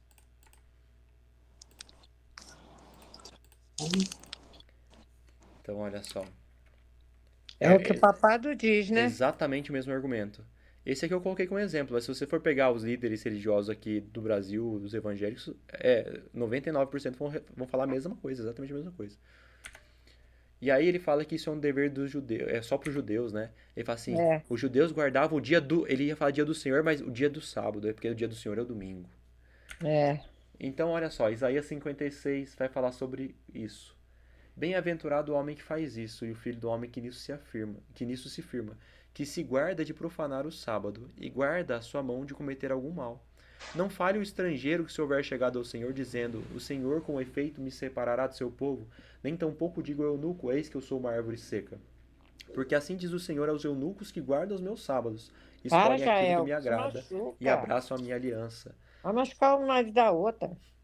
Darei na minha casa e dentro dos meus muros um memorial e um nome melhor do que filhos e filhas. Um nome eterno darei a cada um deles, que nunca se apagará. E aos estrangeiros que se achegam ao Senhor para o servirem e para amarem o nome do Senhor, sendo desse modo servos seus, sim, todos os que guardam o sábado, não o profanando, e abraçam a minha aliança.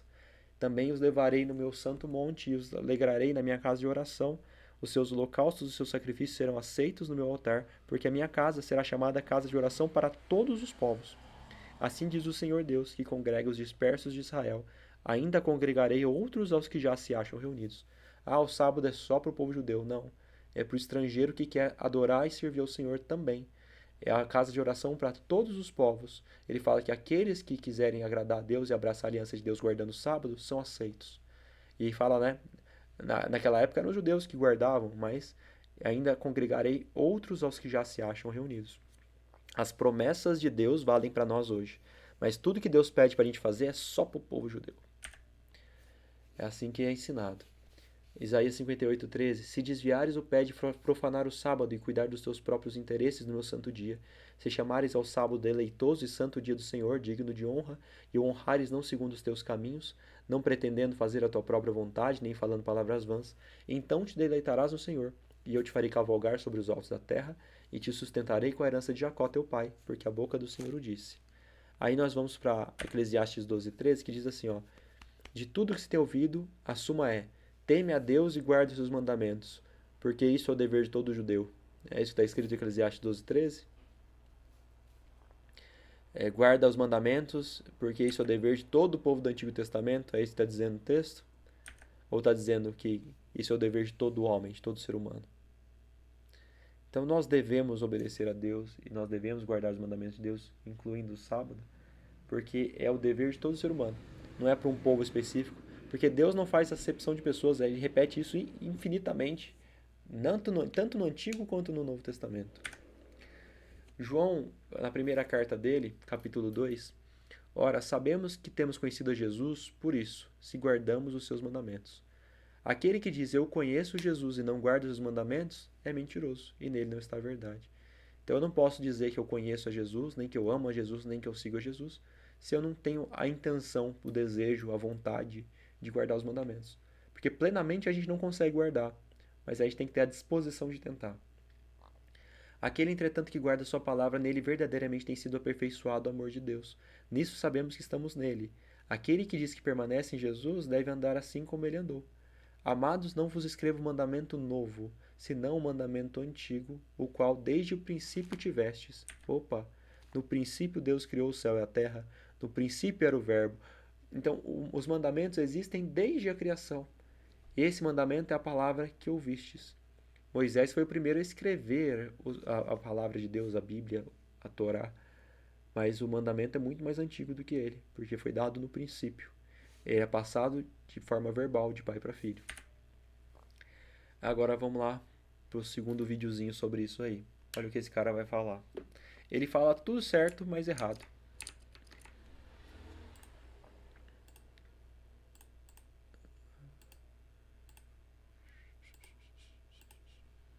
Posso dar play aqui? Vocês estão ouvindo? Sim, estamos ouvindo. E eu estou com aqueles pastores, pastor, que a semelhança dos antigos, sempre que acontece algo assim muito trágico, a gente pensa, Deus está disciplinando o mundo, Deus está disciplinando. E Ele está, de alguma forma, mexendo com a igreja. Esse é o momento, não é momento de festa, esse é o momento de a gente falar o que Deus está querendo nos ensinar com essa pandemia. Pode ser o braço do Senhor. Eu li há pouco tempo atrás o livro do Packer, Entre os Gigantes de Deus, que é um livro que fala do período lá dos puritanos. E ele dava o exemplo de 2 pastores, pensando exatamente assim. Quando aconteceu uma grande guerra na época deles, eles pensaram, por que Deus está nos disciplinando? Que pecado nós temos cometido contra Deus? E não precisa ir muito longe para ver que o mundo evangélico de hoje, ele despreza muitos dos mandamentos de Deus, né?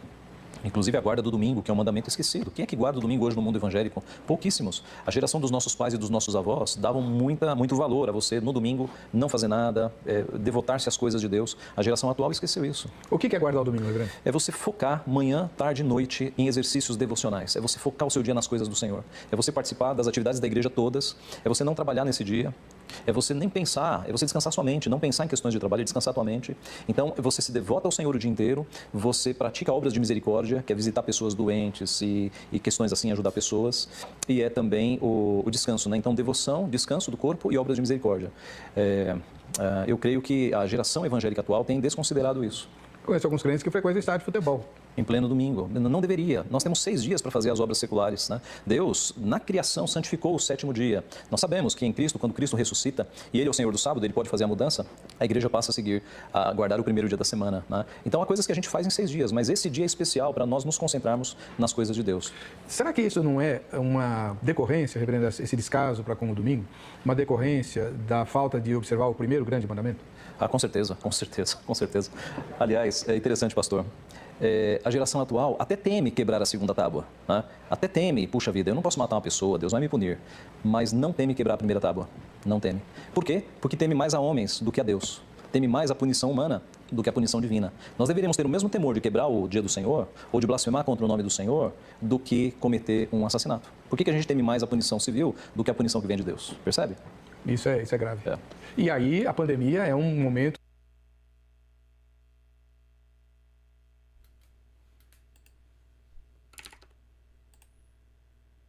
E aí? O que vocês acham disso aí? É filha da meretriz ou não é? É verdade. Olha só o que Ezequiel fala lá atrás e se aplica perfeitamente a hoje.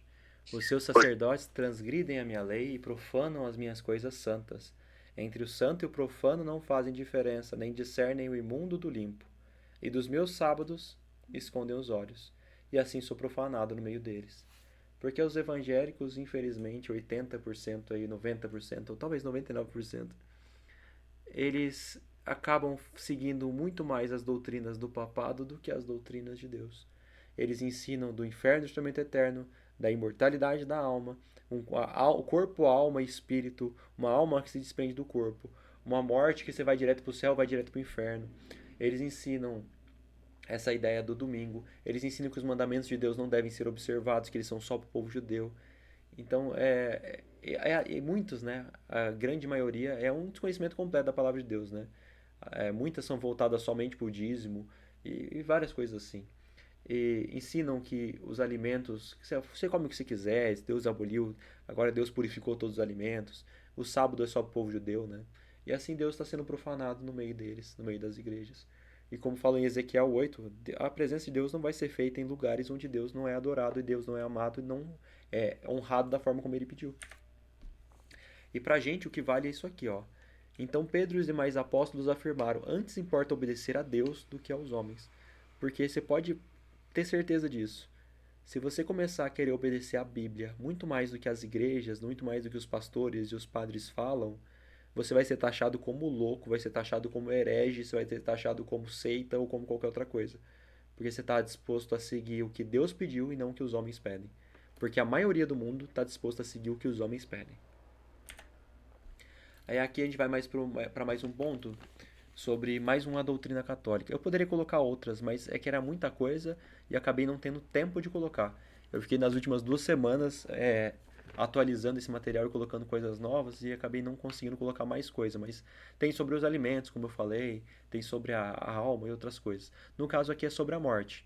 O catecismo, na doutrina 10, 21 e 10, 22, parágrafos 10, 21 e 10, 22, fala assim: o juízo particular.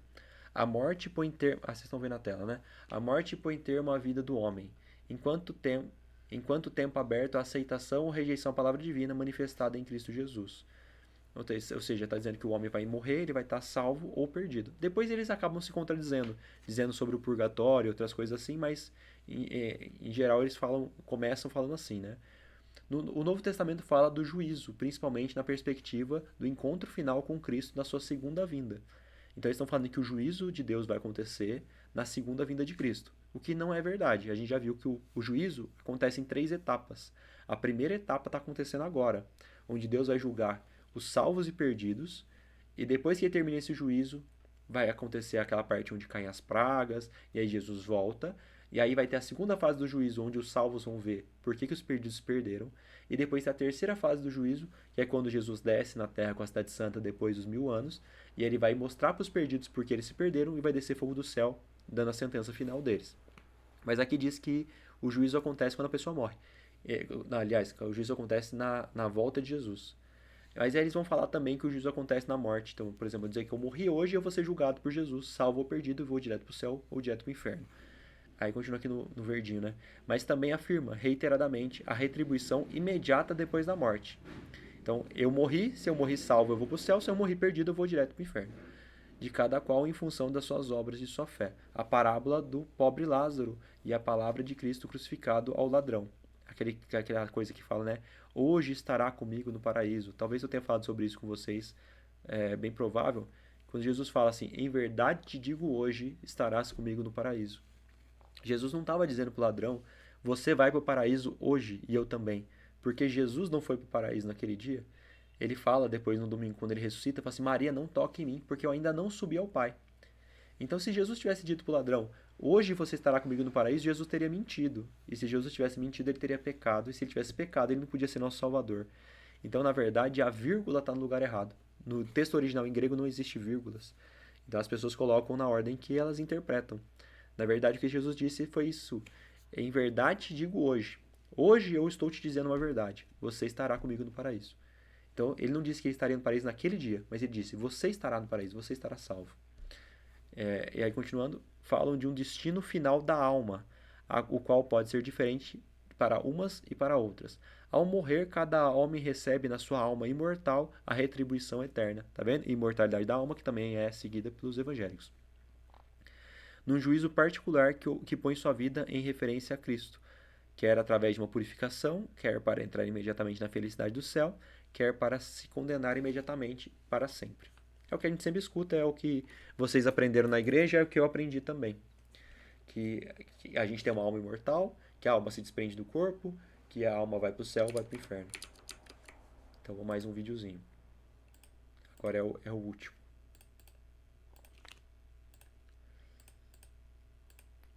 Aqui vamos ver um pastor evangélico falando exatamente isso. Muito gerais. A pessoa morre, tem 2 lugares que ela vai.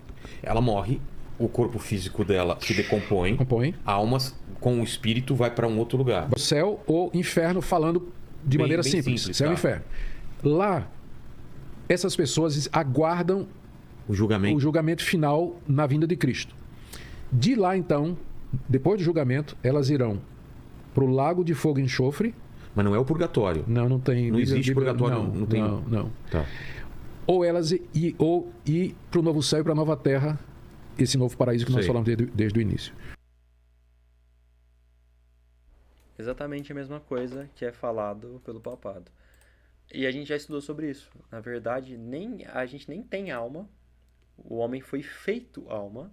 Alma é um sinônimo de pessoa viva, de vida, de ser humano. O homem foi feito do pó da terra e Deus lhe soprou o fôlego de vida. Então, pó da terra mais fôlego de vida, corpo mais o sopro de vida, formam uma alma. Uma alma é uma pessoa, uma vida. E quando a pessoa morre, a gente já sabe, fica inconsciente até a volta de Jesus. Como a gente já viu em muitos textos, Eclesiastes 9:5, a gente viu em Jó 7, Jó 14, Jó 19, a gente viu em João 11 e vários outros textos. Então, juntando tudo isso que a gente falou, fica bem claro pra gente. Eu quis colocar vários vídeos porque eu queria colocar os pastores falando dessas coisas. Podia ter colocado vários outros, mas ia ficar muito grande. A besta da terra, ela parece cristã. Esse fogo que desce do céu, para as pessoas que não têm o conhecimento, parecem obra do Espírito Santo.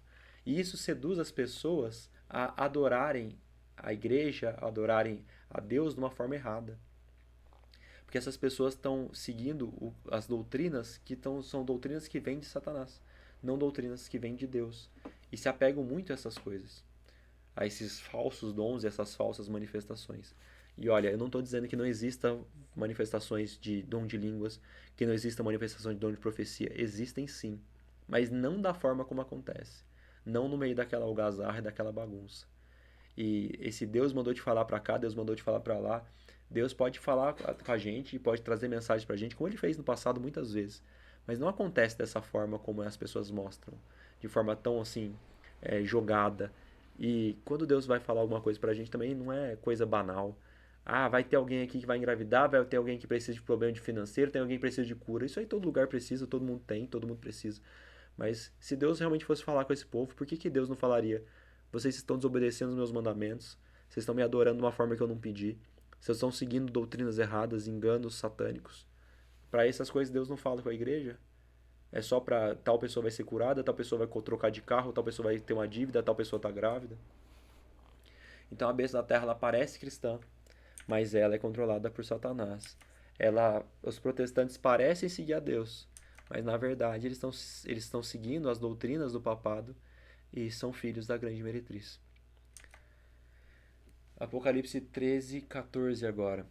Fala que a besta da terra, ou seja, a união entre os evangélicos e o Estado nos Estados Unidos, que vai começar lá e vai se espalhar pelo resto do mundo, que vai dar poder para o papado, ela vai dizer aos habitantes da terra que façam uma imagem à besta. Aquela que ferida a espada sobreviveu. A besta que sobreviveu ferida a espada, quem que é? A que sofreu a ferida mortal e sobreviveu, quem que é?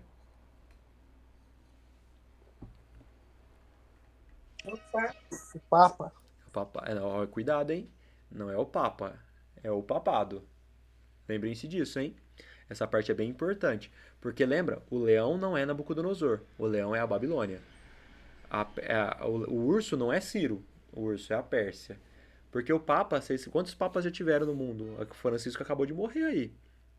Então a gente tem que lembrar que é o sistema, é o papado. Não é o católico. A besta da terra não é o evangélico, mas são os sistemas que estão, essas igrejas que estão com as doutrinas falsas. E o Rodrigo? Sim. Parando pra pensar, assim, tem muito cristão evangélico que se identifica muito com os Estados Unidos, né? Você parou pra pensar? Sim, com certeza. Aí o papado vai entrar lá, será que eles vão começar a acreditar no papado também? Eu acho que o caminho é justamente esse, Israel, porque quando essas coisas começarem a acontecer, e a gente vê lá que os líderes lá dos Estados Unidos já estão se dobrando pro Papa. Esse vídeo que eu falei pra vocês, tem meia hora o vídeo, vocês podem assistir depois mostrando sobre isso. Eles já estão se dobrando ao Papa pouco a pouco. Quando isso começar nas igrejas grandes dos Estados Unidos, as igrejas aqui do Brasil vão imitar.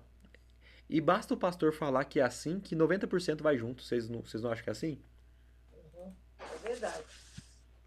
O pastor ele não precisa ter base nenhuma, ele precisa dizer. As pessoas simplesmente aceitam. Verdade mesmo, Rodrigo. Verdade, porque você vê essas manifestações de direita e eles muitos levam a bandeira dos Estados Unidos, né? Sim. Então o povo é muito ligado aos Estados Unidos, né? O povo E faz todo sentido que o momento final, quando vai ter essa união, sejam governos de direita. Faz todo sentido, porque direita pega a religião, pega a família, faz todo sentido que seja. E eu não tô defendendo a esquerda não, viu? Porque eu prefiro bem mais a direita do que a esquerda, pra falar a verdade pra vocês, mas eu sei que no final das contas quem vai fazer é a direita. Então, olha só, a imagem da besta. Essa imagem é uma imagem literal? Eles vão fazer uma imagem, todo mundo vai ter que se curvar para aquela imagem? Não é assim que funciona. Vamos lá. Os protestantes, juntos com o governo dos Estados Unidos, vão dizer ao mundo para adorar a besta. A besta que ferida a espada sobreviveu. A imagem da besta ela tem a ver com adoração e obediência. Ou seja, seremos colocados novamente naquela situação de ou vocês adoram e obedecem o papado, ou vocês adoram e obedecem a Deus. Se vocês adorarem e obedecerem a Deus, vocês vão ser perseguidos, como foi lá atrás. É exatamente o que vai acontecer. E isso vai acontecer dentro da Igreja Católica e vai acontecer dentro das igrejas evangélicas. Essa união vai acontecer. Os evangélicos vão se dobrar para o Papa. E essa união vai fazer a ferida mortal ser completamente curada. E quando a ferida mortal for curada, o que acontece? A ferida mortal foi o papado perder poder político e religioso. Ela vai voltar a ter poder político e religioso. E se ela tiver esse poder novamente, ela vai perseguir. Antigamente ela usava os países da Europa para perseguir. Dessa vez ela vai usar os Estados Unidos. Então, assim como os profetas eram os porta-vozes de Deus na Terra, a besta da Terra, a união dos protestantes com os Estados Unidos, vão ser os porta-vozes de Satanás no engano final. Essa é a última besta que aparece. Essa é a finalzeira do mundo. É a reta final. E foi-lhe dado comunicar fôlego à imagem da besta, para que não só a imagem falasse, como ainda fizesse morrer quantos não adorassem a imagem da besta. Então, olha, a imagem vai ter fôlego, a imagem vai falar, e a imagem vai fazer morrer. Em Daniel 2 e Daniel 3, a gente percebe que isso acontece também. Em Daniel 2 e 3, a gente vai ver que tem semelhanças muito próximas do que acontece em Apocalipse 13, que a gente está vendo aqui. Em Daniel capítulo 2, eu pus os textos aqui, mas eu não vou ler, tá? Depois, se vocês quiserem, vocês podem conferir. Que já são quase 9 horas, a gente já está na hora de encerrar. Mas aqui, Nabucodonosor ele tem um sonho, e ele pensa assim, o que vai ser do tempo futuro, o que vai ser dos próximos reinos, até quando o meu reino vai durar. E Deus dá para ele o sonho da estátua, né? E quando ele acorda, ele não se lembra do significado desse sonho. E aí, Deus revela o significado para Daniel, e Daniel vai contar para Nabucodonosor que ele sonhou. Ele fala assim, o senhor sonhou com uma estátua gigantesca, com a cabeça de ouro, peito de prata, quadril de bronze, as pernas de ferro e os pés de ferro e barro. E aí, essa grande estátua que ele viu, e ele não conseguiu entender o que isso significava, Deus revela para ele que são os reinos do mundo. Que esses reinos começam com a cabeça de ouro, que é o reino da Babilônia, e que o reino da Babilônia ia cair para o peito de prata, que seria o segundo reino, Medo-Pérsia, que ia cair para a Grécia, que ia cair para Roma, que ia cair para a Europa dividida. Então, a estátua que ele viu no sonho, cabeça de ouro, peito de prata. Então, o teu reino, que você acha tão glorioso e tão poderoso, vai cair para um outro reino. O seu reino não vai ser eterno.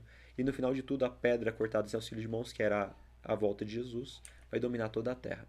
E aí Nabucodonosor fala assim, nossa, Daniel, o seu Deus é o Deus dos deuses, é maravilhoso. Ele conseguiu me revelar um mistério que nenhum dos meus sábios encantadores e os servos dos meus deuses conseguiram revelar. Então o seu Deus é o Deus verdadeiro, é o Deus que revela mistérios. Só que passado pouco tempo, Nabucodonosor vai contra a revelação de Deus. E ele se opõe a Deus. Ele faz uma coisa igual à besta da terra. Ele se opõe contra a palavra de Deus em obediência em prol dos desejos dele, da vontade humana dele, dos deuses dele. Então o que acontece em Daniel 3? Nabucodonosor, ele passado algum tempo do sonho da estátua, ele pensa assim, você quer saber? Deus falou que meu reino vai passar, mas meu reino vai durar para sempre. Meu reino nunca vai acabar. Então ele manda construir uma imagem gigantesca, que é uma imagem toda de ouro. E essa imagem toda de ouro que Nabucodonosor levanta, quer dizer o quê? Deus falou para mim que a cabeça de ouro é meu reino e que vai cair pro peito de prata, mas na verdade não. Vai ser a estátua, o mundo inteiro, todas as eras vão ser o meu reino. Meu reino nunca vai passar para outro reino. Ele estava indo diretamente contra a palavra de Deus. E ele fez uma imagem de ouro, inteira de ouro, de 60 côvados de altura e 6 de largura. Dá 30 metros de altura e 3 metros de largura. E aí, olha só, temos uma comparação. Em Apocalipse 13 e em Daniel 3, nós temos uma imagem. Olha só, no Apocalipse 13, os Estados Unidos unidos com os evangélicos vão fazer uma imagem ao papado. E em Daniel 3, Nabucodonosor fez uma grande imagem de ouro. Continuando a história, a gente vê que Nabucodonosor fala: eu tenho essa minha estátua gigantesca que eu mandei construir, eu vou tocar uns instrumentos, meus servos vão tocar uns instrumentos, e quem não se prostrar para a imagem e adorar a minha imagem vai ser lançado na fornalha e vai ser morto.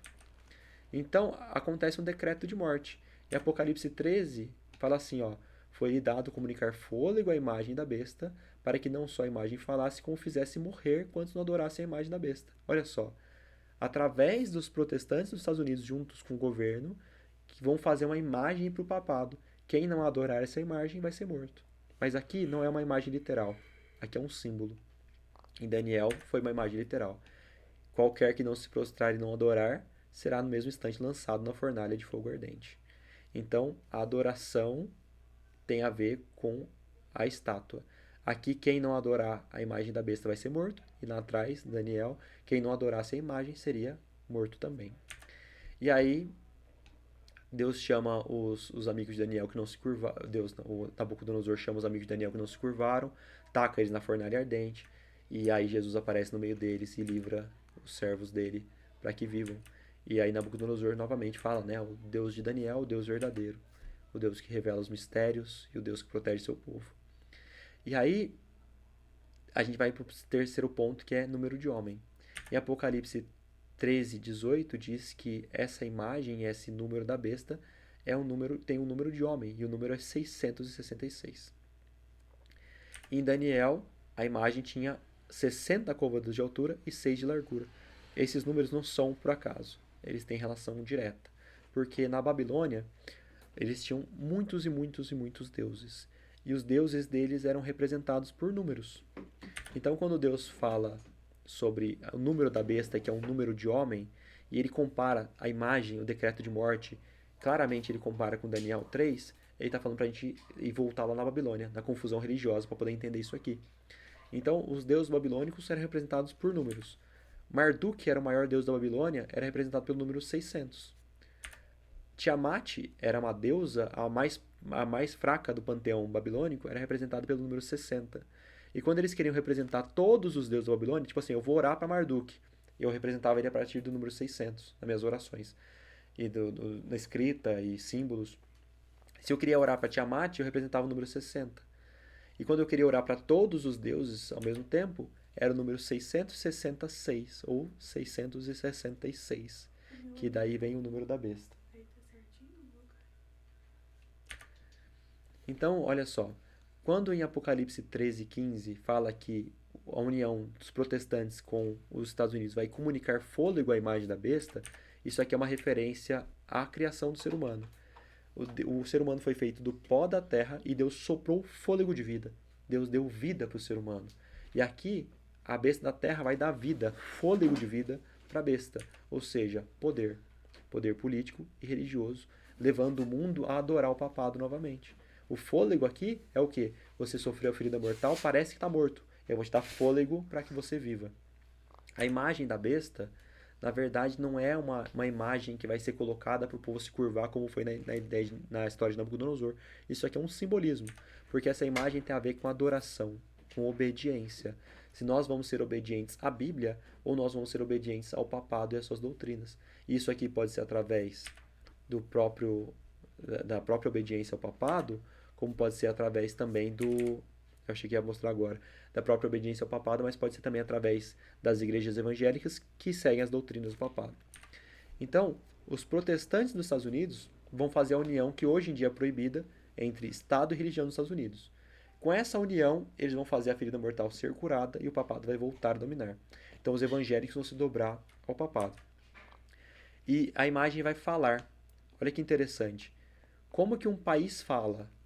Se esse poder da besta da terra são os Estados Unidos, um país fala através das suas leis. Ou seja, como é que a imagem vai falar? através de leis e decretos, a união dos Estados Unidos com os protestantes vão criar leis que são contrárias à lei de Deus. Vão criar leis que vão obrigar o povo a obedecer ou ao papado ou à palavra de Deus. E quem não obedecer ao papado como ele pede, vai sofrer o decreto de morte que a gente vai ver depois. Então, adoração, imagem de Nabucodonosor e imagem da besta. Na imagem de Nabucodonosor, quem não adorasse a imagem, ou seja, não dissesse que a palavra de Deus, de que o reino dele ia durar para... a palavra de Nabucodonosor, de que o reino dele ia durar para sempre, ia ser morto. Porque quem não aceitasse que a palavra de Nabucodonosor valia mais do que a palavra de Deus, ia ser jogado na fornalha ardente. E a imagem da besta acontece igual. Quem não adorar as doutrinas do papado acima da própria Bíblia, vai sofrer o decreto de morte também. E ele pode adorar a imagem da besta, ou seja, adorar o papado sendo um seguidor do papado, das doutrinas católicas, ou pode ser através dos evangélicos que seguem as doutrinas católicas.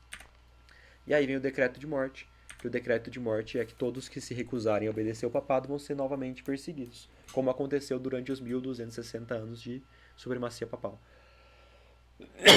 As coisas que aconteceram no passado, elas vão se repetir no futuro.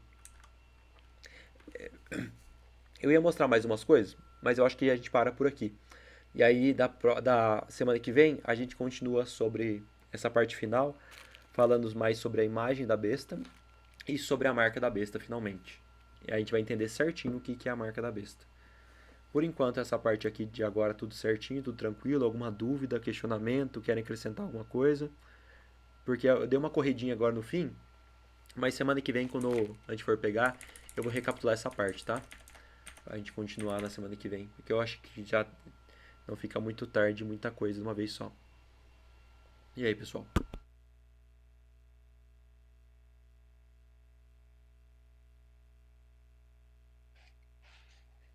Ok. Oi, Rodrigo. Eu quero agradecer pelo ensino, em nome de Jesus. Mas conseguiram entender? Fez sentido? Eu sei que é muita coisa, tem que rever, mas tudo ok? Tudo ok. Entendi tudo. Ah, que bom. Não é muito difícil de entender, né? Mas é que é muita informação. Mas aí ao longo da semana a gente vai assistindo e aí vai assimilando melhor. Uhum. Eu vou mandar o material para vocês. Mas se vocês forem acompanhar o material, se você for pegar os slides, por exemplo, para aqui no verso 15, tá? Não vê o que vem depois, porque eu quero que vocês raciocinem antes de eu falar. Entendi. Tá bom? Porque de repente ver a resposta já não raciocina mais como eu queria que fizesse. Tá bom. Tá? Entendi. Mas se quiserem ler o texto da Bíblia e comparar, vale a pena. Então, gente, vamos fazer a oração para a gente finalizar. E aí depois eu mando para vocês o link do videozinho que eu gravei e os slides também. Ficamos ocupados. Certo. Vamos, então oremos. Bendito és tu, Senhor nosso Deus, Criador do céu e da terra, Rei do universo.